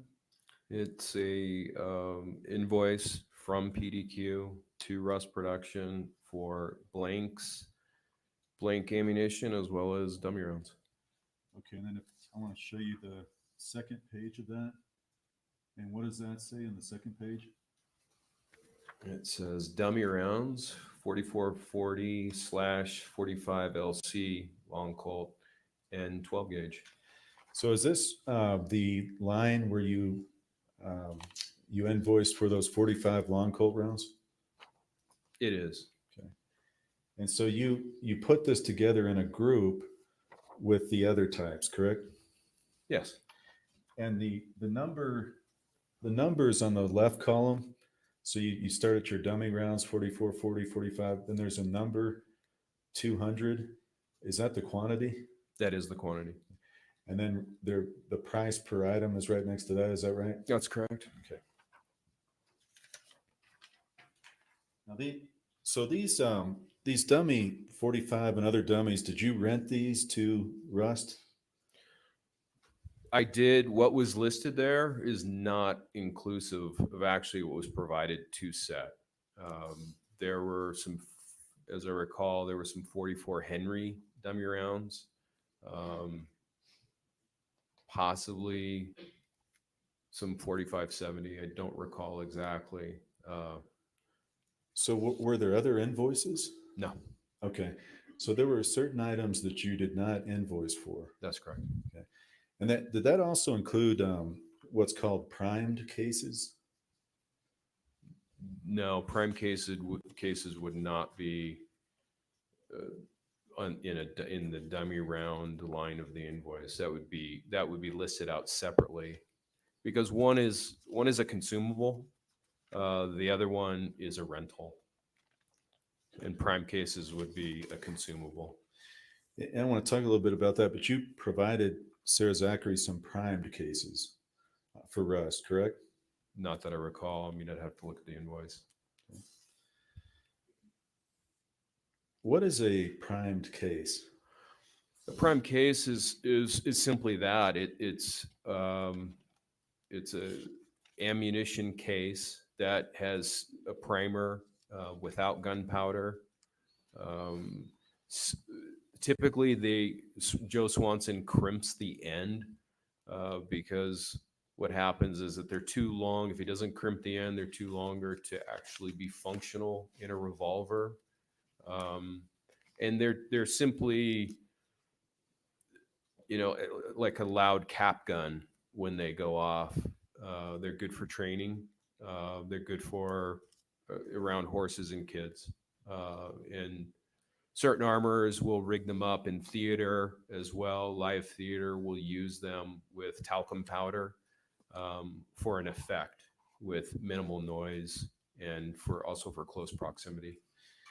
Do you recall telling Detective Hancock when you interviewed with her that you had given a number of prime cases to Sarah, and it will be interesting to see what color primers they have? No, I don't recall that. If I showed you your interview transcript, would that refresh? It would help. Yeah. Okay. It's page 32.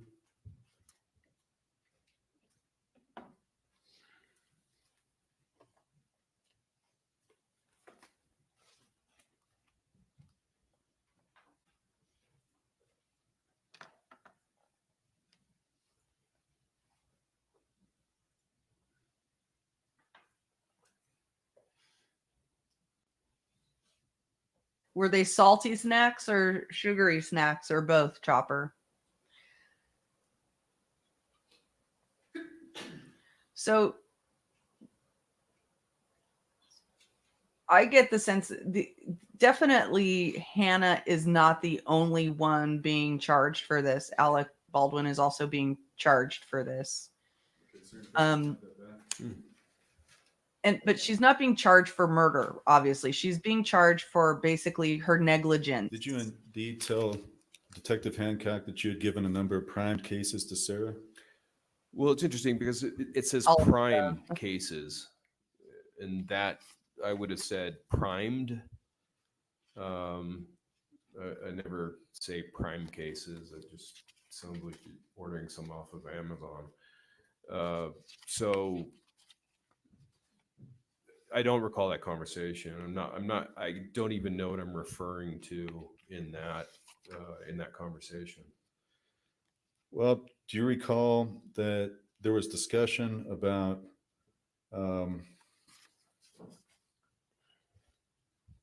those being there and that you looked for a picture to show Hancock? No, I don't remember. Okay. Do you recall stating that chances are they'll all have the same color primer?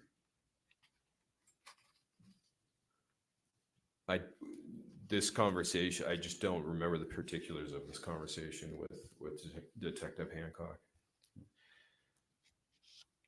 But do you recall at all, regardless of the conversation, that Sarah Zachary had primed cases on the set of Rust? If they're on the invoice and it's a dummy, or excuse me, it's a blank round, and I would include a primed case in a blank round invoice, because again, it's a consumable. I would not be surprised if they got prime case blanks, let's call them. Well, sir, don't you know that? Don't you know you provided that to Sarah Zachary? No, it was 2.5 years ago. But this was traumatic event for everybody. You talked to you remember that, don't you? I remember it being traumatic. No, Yes, you absolutely. you remember providing those cases because you discuss it for 5 pages in this. No, I don't remember. Do you recall during this conversation as well that you called a man named Troy Teskey? I've called Troy Teskey a number of times in the last 6 years. I'm asking you specifically, during the interview with Detective Hancock, November 1st, do you recall that you called Troy Teskey? In the interview room, yes, with Detective at the Santa Fe County Sheriff's Office, yes. Yes, because he was at lunch. You called him. You were trying to reach him. Yes, now I understand what you're talking about. Okay. And do you recall also calling Joe Swanson as you were sitting down with the detective? I do. And do you recall when you asked Joe Swanson whether he had put these in boxes, how many rounds he had made in total? He said about 700 is what you said. Do you recall saying that he had made about 700 rounds? I have a vague recollection of the conversation with Detective Hancock. Yeah. Peanut And butter as is you're a great talking snack. to Joe Swanson and you ask him if they were in the box or the green ammo can, do you recall he's on the phone with you and you're asking if they were in the green ammo can and you say, shh.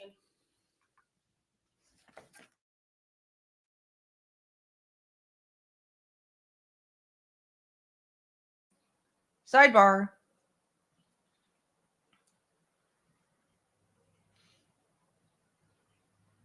Yeah, his memory has been failing him a lot in cross, hasn't it? Yeah, it was an objection.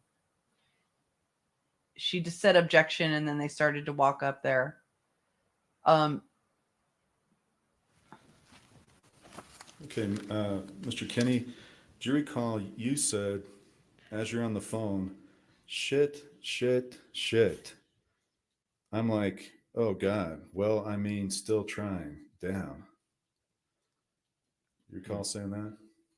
Vaguely, yes. About what? You also recall saying, you said it twice. You said, shit, shit, shit. Well, she still didn't do her effing job. Do you recall saying that? That sounds like me. Okay.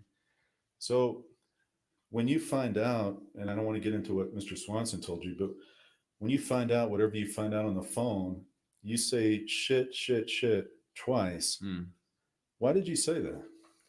I think I was worried that it was going to be some of these rounds that Thale had given to Troy Teskey and had been using, to shoot, right? Shooting live rounds, that somehow they migrated in some of Thale's leather or, through Hannah in some way. And that, again, we were going to be here saying Joe Swanson live ammunition when he's primarily 99.9% of the time he just provides movies and television shows with blanks and dummy rounds, and that's an uncomfortable situation for Joe Swanson. So you just gave a long explanation, and you just kind of tried to blame Hannah in that, didn't you, just now? How did I do that? Well, you gave the implication that you were worried that this was going to be some that Bill had and Troy was shooting, and again, that's to try to link it to Hannah, isn't it? No, Okay. I'm just telling you my thought process at that point, trying to figure out where did the Rust live ammunition come from, and was it going to point back to Joe Swanson? Okay, and do you recall on July 11th, 2023, you interviewed with myself and Miss Morrissey? You recall that, sir? Yeah, the Zoom meeting. Yes, I recall that. And do you recall when I asked you the same question, shit, shit, shit, why did you say shit, shit, shit? You said, I don't know. And that was the extent of your answer. You recall that? Yes. So back in July 11th, 2023, your memory, would you agree with me, would be fresher to that time frame when you said it than it would be now? Well, not if I had reviewed things or something else jogged my memory of that event, or because it was an emotional time, and that I found that largely when things are emotionally charged, there kind of needs to be some kind of gateway between the present and recollecting how I felt and the way things were at that point in time. And I understand, but would you agree with me? You gave a different answer on July 11th. I don't know than you do today. Well, I don't know if I don't know is really an answer, other than at that moment in time after us discussing it, I hadn't thought about saying shit 4 times in an interview with a detective. The rounds, again, that went to 1883 came back at some point to your place. Again, some of those reloaded rounds from Joe Swanson were Starline brass. So the 1883 Cowboy Camp, training camp, just to be specific, yes, some of those Thale Reed, Joe Swanson reloads came back to PDQ in Albuquerque. And as well, some of your dummy rounds also were Starline brass, correct? Correct. And they had nickel primers? Correct. Okay. And the live rounds found on set that were Starline brass also had nickel primers, correct? On the set of Rust? Yes, sir. From the evidence photos, yes, those were nickel primers. As well. Yes. Okay. And in addition to providing replica firearms, did you provide rubber firearms to the set? To the set of Rust, yes. Okay. Did you provide over 3,000 rounds of ammo? I don't know what the total of, if we're referring to Blanks too. blank, yeah, blanks, yeah. Yeah. I don't know what the total is of blanks to rust. I've never totaled it out. Well, other than the invoice, that would have been the only time. Okay. When you would get a request from Sarah Zachary for additional rounds that were needed, would she come pick those up from you at your place? I think once the initial supply of blanks and firearms were provided to Sarah, there was only one other occasion that I can recall Sarah coming and getting anything for rust from me, which was on October 12th. Okay. And do you recall Sarah and Hannah coming before rust started to your place? I do. And at that time, didn't you give Hannah her leathers as well as firearms and ammunition? I vaguely recall that, that she got that done. Because in fact, Hannah had mailed you the leathers back from the old way at the end of that set. Recall that? Yeah, she had shipped everything from Montana to me in Texas. And so when you received those in Texas and the leathers and everything else, you brought them back to PDQ Props? That's correct. They the leathers were in the same box. They never got pulled out. The replica firearms did get pulled out, but the rest of the leathers remained in the box. Okay, sir. Then you gave that to Sarah and Hannah for their use on the rest set. Is that fair to say? Well, whatever she was going to do with it was up to Hannah and Thale. Okay. But do you know they got used on the rest set? I don't know that. I can assume that's where that leather went to. Okay. Now I want to ask you some questions about the dummy rounds that you answered earlier. You did indicate that dummies that do not rattle can be dangerous. Is that right? Dummy rounds that do not rattle are not dummy rounds to me. Okay. And I think you've said because it is dangerous when an armor is trying to figure out, maybe in a high-speed environment, maybe things are going on, you're trying to distinguish between a live round and a dummy, and it will not rattle. It doesn't rattle. Didn't you describe that as being a dangerous situation? Well, certainly, because it's like a firearm that you can't check is unloaded. You have to assume that it's loaded or that the round is live and it's not a dummy round. Yes, sir. And you also stated that you would not source those type of rounds like Denix rounds that do not rattle, right? That's correct. And it's one of the things you said that you would not be in favor of having a mixture of dummies, some that rattle, some that don't. That's a dangerous situation, isn't it? Well, it's I work with prop crews a lot. They're not specialists, they're not armorers, but they are charged with the responsibility of having gun belts and dummy rounds on set. And if they get the idea that dummy rounds don't necessarily have to rattle, bad precedent, deadly precedent. It sets a deadly precedent. And on this set on Rust, you're aware that there were those types of a mixture of different types of dummy rounds, are you not? Well, I wasn't aware of that. Because, well, you weren't before, but you are now, having reviewed the pictures. Yeah, the Denix round is a costume round that doesn't rattle. So after you reviewed the pictures from set, you're now aware that there was a dangerous mix of types of dummies, some that rattled, some that didn't. Well, a Denix round is not dangerous. It sets a dangerous precedent. Okay. And I'm not saying, I'm not saying you can fire it. I'm just saying, in your words, it can set a dangerous precedent. Yeah, it's not an ideal situation. Not at all. Okay, sir, I want to talk about your interactions with Detective Hancock in this case. When the case started, do you recall you had a meeting or call with her maybe the same day as the shooting incident? No, I don't.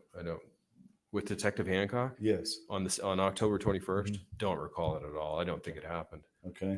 Do you recall that on the course of time after that shooting incident, you called Detective Hancock over 40 times?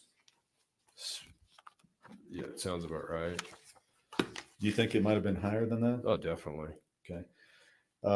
And during that time, you're sharing information with her. She's sharing information with you. Is that correct? Yes.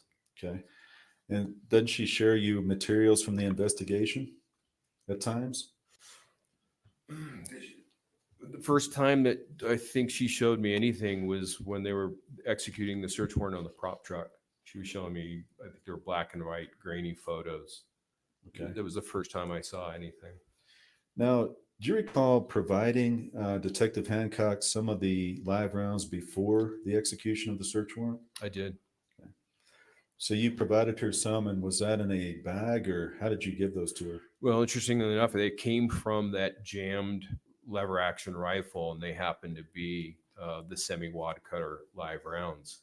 They were in a small Benelli shotgun choke bag, and I had written on there in black ink live, and there were between 5 and 7, I believe, that I gave her. Okay. And you volunteered those to her, and she took them. Then they came to search after that. Is that right? That's correct. Okay. And again, there was a month time frame or so, roughly, between the shooting incident and that search of your place. Yeah, I believe it was over a month because it was after Thanksgiving. So yeah, over a month. Did you have any inkling or thought that they were going to come search? No, not at all. Even though you had been in contact with the detective and other people before that, you knew they were investigating? I knew they were investigating. I had no reason to believe that they would be executing a search warrant on my business. Now, did you provide your DNA to Detective Hancock? No, I did offer it though. You offered it? Yes. And they did not take you up on that? That's correct. And they did not take your fingerprints either, did they? Well, my fingerprints are in the system already. If you're a federal firearms licensee, that's just part of the licensing, is that your fingerprints go into the digital federal system. And I understand that, sir, but my question was, did they take your fingerprints? Again, no. Okay. Well, they didn't take it the first time. That was somebody else. That's true. Okay. Now I want to ask you a different topic. After this, you were asked on direct if after this October 16th accidental discharge, you had an argument with Ms. Gutierrez-Reed. Do you recall that? By text message, yes. Okay.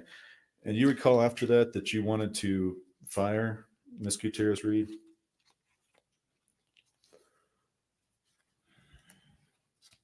It wasn't that I wanted her fired because it wouldn't be for me to fire her. She can tell me to go to hell all day long, and it wouldn't make a difference to the Rust production. It doesn't, I've got 5 sisters and 2 daughters. I'm used to it. So if Rust production is happy and they were thing, huh? Sarah Zachary said she's a great armor. That I've seen the defendant Hannah, she sent me the text message that the director had sent her after a big shootout on blank ammo shootout, big shootout. And Mr. Kenney, my question was pretty simple. And Okay. Let me ask it again. Okay. You just testified that you did not want to that you did not want to fire Hannah. Is that your testimony?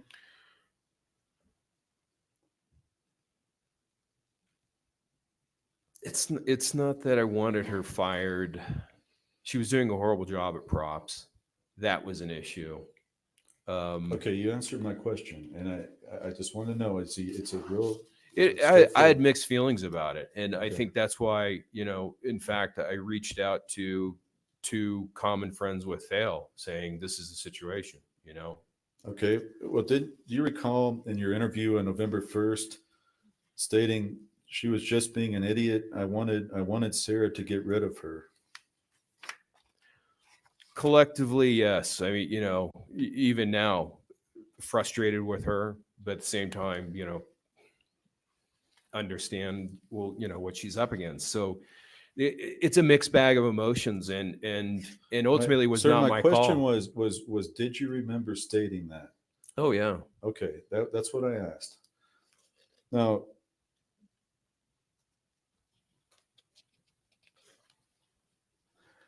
do you also recall in a July 11th interview stating, well, I wasn't going to work with her again in the future. So you wanted her fired.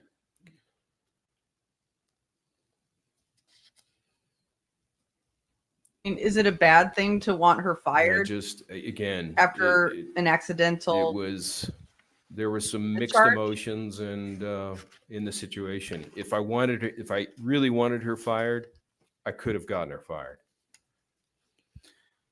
Let me ask you that. If you could have gotten her fired, you could have talked to somebody on set. Who was your contact on set? It would have been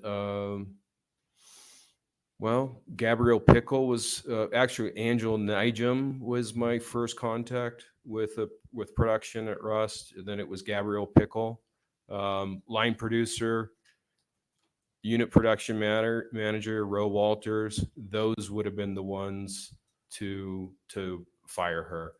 Sarah Zachary was, she was willing to work with Hannah and get the movie finished. And Council approach. yes.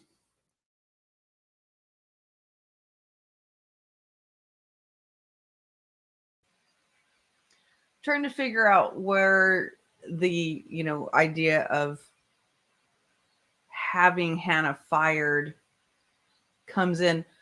To me, it's not that argument happened after they're probably going to take a break soon. Why don't we see you back here at Yeah, they're 1 taking a break. o'clock? Please don't talk among yourselves or anyone else about the evidence received here in court. All rise.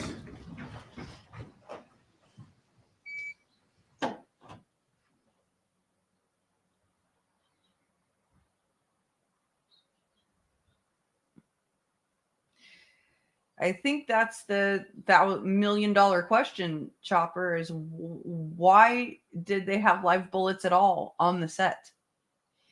And no one is coming clean about where those bullets came from. No one is coming clean about where those bullets came from. And it's one of the things they're trying to get to here. And I think the cross-examination has been trying to understand, his motive for the things that he's doing. And I'm just going to say, I just don't think that the jury is going to put a lot of onus or emphasis on. Well, let me back this up a little bit. After that line of questioning and the way, the type of questioning that's going on, it's so detailed and there's so many different things to follow this type of, and new information about, the types of bullets and rounds and, what they look like and all of that stuff. It's a little confusing, and they're trying to get to the origin of where these bullets came from, and nobody's taking responsibility for it. So it's like they're looking for a needle in a haystack. And I just I don't know if the defense is really getting the kind of testimony that they're looking for out of this witness. They might be. But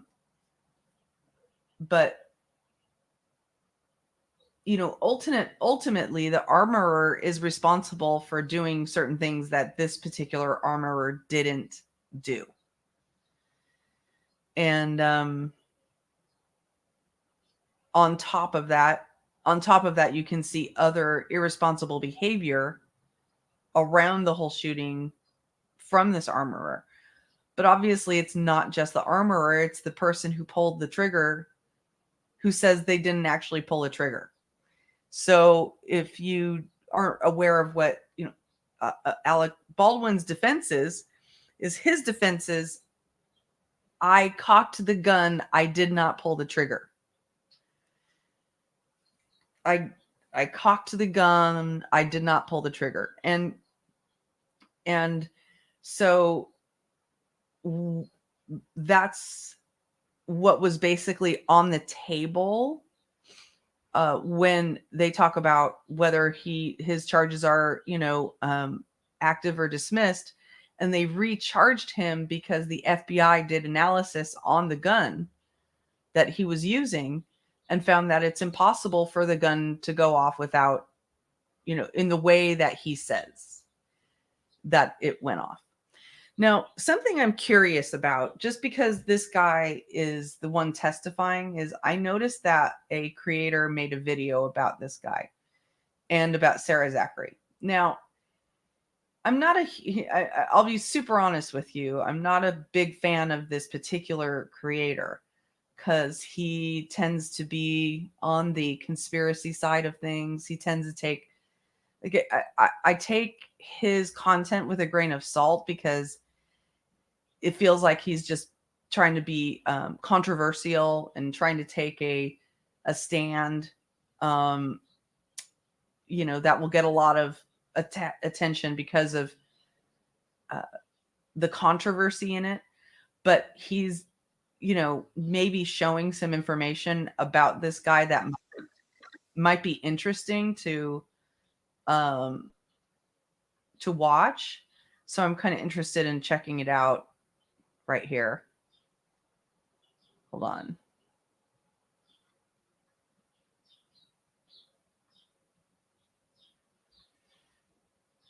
So this is a video. It says Seth and Sarah are sus. Alec Baldwin armor case police interviews. I'm going to just scroll through this because I want to see what it says. So, yeah, I'll explain it to you later. Anyway. Have Yeah, where did you put those W-rooms? Trash. Those ones I actually did end up throwing away in a panic, and I wouldn't be able to tell you why. Okay. Just in the trash? Yeah.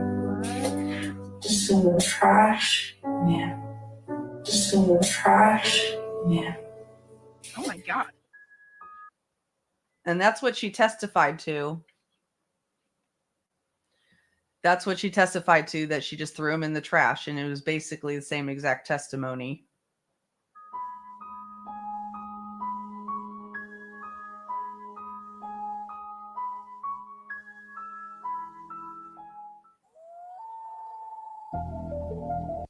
where the engraved one, yeah, that is the one that Alex stunt double had an AD with, and that one should only be chambered in 4440 from memory, so you can't even get a 45 long Colt in that thing.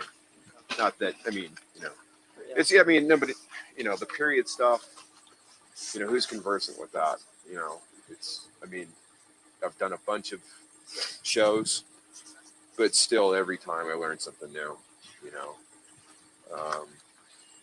and even the fact that that gun was. This is Alex. Hey, it's Alec Baldwin calling you again. Hi, Mr. Baldwin. I know this is maybe an odd question, but how did that went today? Because I wasn't available to watch that. I was off with my family doing something with them here in this location that we're in. How did that go to your thinking today? It was pretty, I would say it was pretty basic. I want to say that they have it uploaded. I want to say on YouTube, I think is how we were rewatching it. It was pretty brief. I think it was about 20 minutes long. It's pretty much just that it's all still, which, everything's just still under investigation. So refresh my memory, but just tell me, because So this is interesting. It sounds like Alec Baldwin having a conversation with the detective, and he's trying to fish for information about what they found and what they haven't found.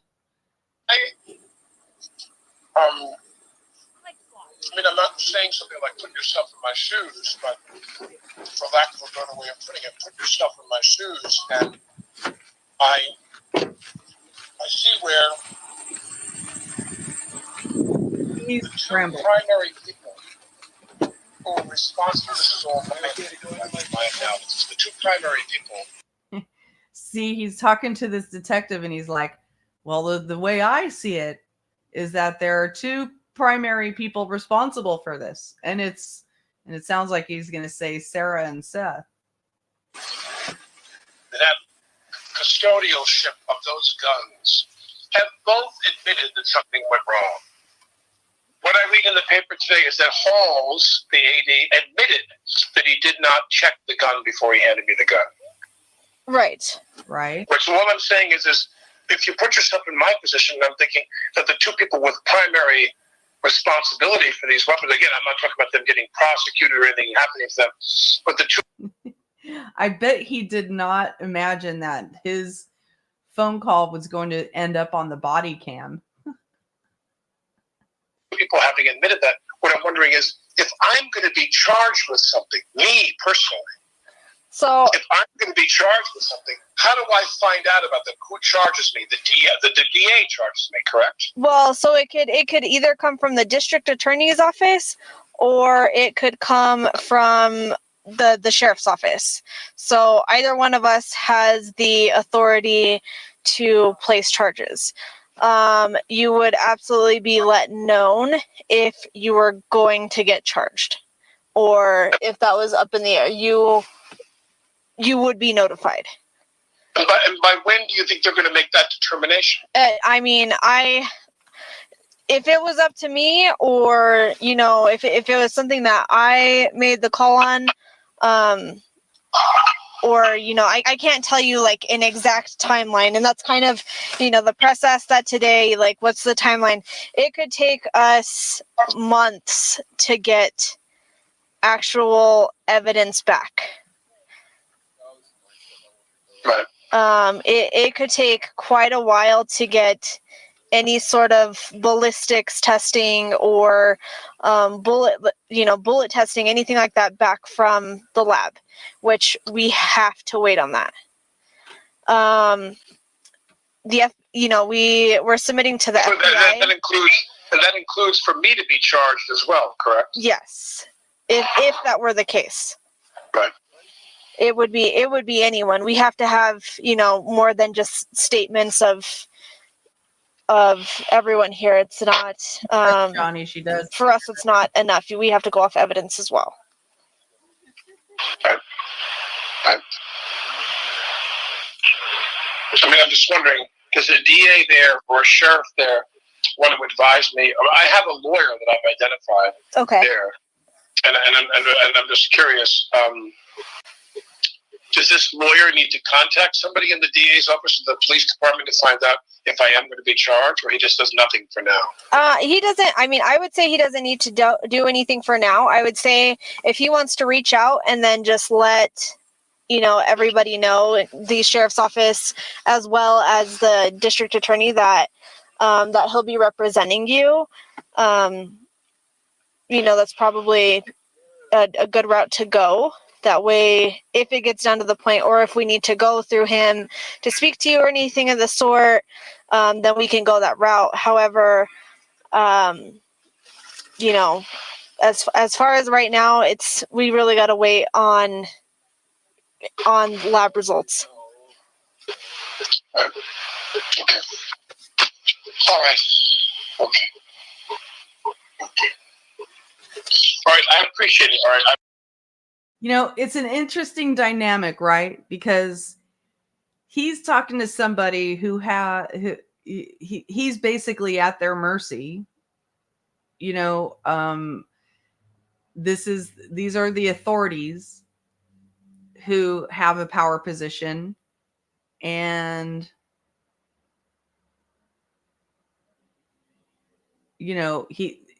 she has a position of authority, and she could potentially change his life, and the agency that she represents could potentially change his life. He's in a position of cultural authority because of his role as an actor. And it does seem like in these situations, the cop with the authority, doesn't need to talk, kowtow to a celebrity, but that is what ends up happening. And it is very annoying, and it's very ridiculous. And it has so much to do with our culture that, puts these celebrities on a pedestal.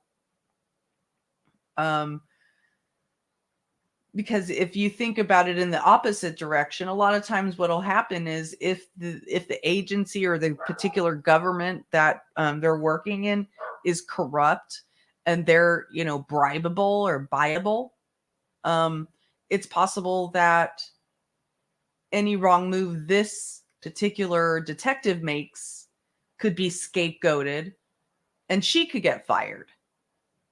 Right? So everybody's minding their P's and Q's, but also realizing that the other person is in a power position. I will give this guy that update, okay? Yeah, just let him know. Like I said, even if he just wants to say, that he's representing you, and if he wants all, okay.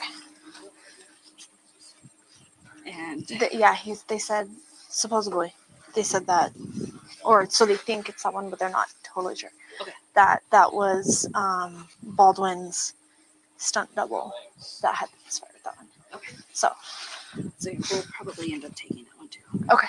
Especially since we opened it. And having issues with it. Yeah. Okay. So they still need to clear these ones. And I'm just I'll get rid of it, or I'll handle it or something. What's her name? What's the Macy. Macy? Is she the Stunt woman. She's a stunt woman. She's the only woman on the team. The only stunt woman on the team on the show. not Mamie, right? No, Macy. Macy. Because Mamie was the one that had called the day of the incident. Oh, the 911 call. No, all the boxes look like this. The only color is like Sharpie writing that you'll see. Right. Okay. But no branded, no like red. I have no idea what she's doing. What she saw or what she's. It's all Did they say third like hand. what was this on Thursday? It was before the. It was before the show. It was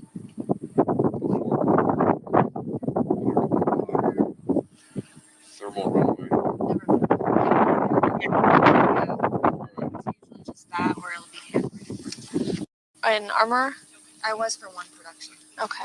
Well, you were prop master, and when you're the prop master, you're by default, in a way, the armorer too at a time. In a way, If there's no on-set armor. if you don't have one that has armor in the call sheet, then the prop master or whoever the prop master designates to is allowed to handle a gun. So what do you have to do to become like an official armorer? There's no clear path. Nothing. Like And that seems to be the issue.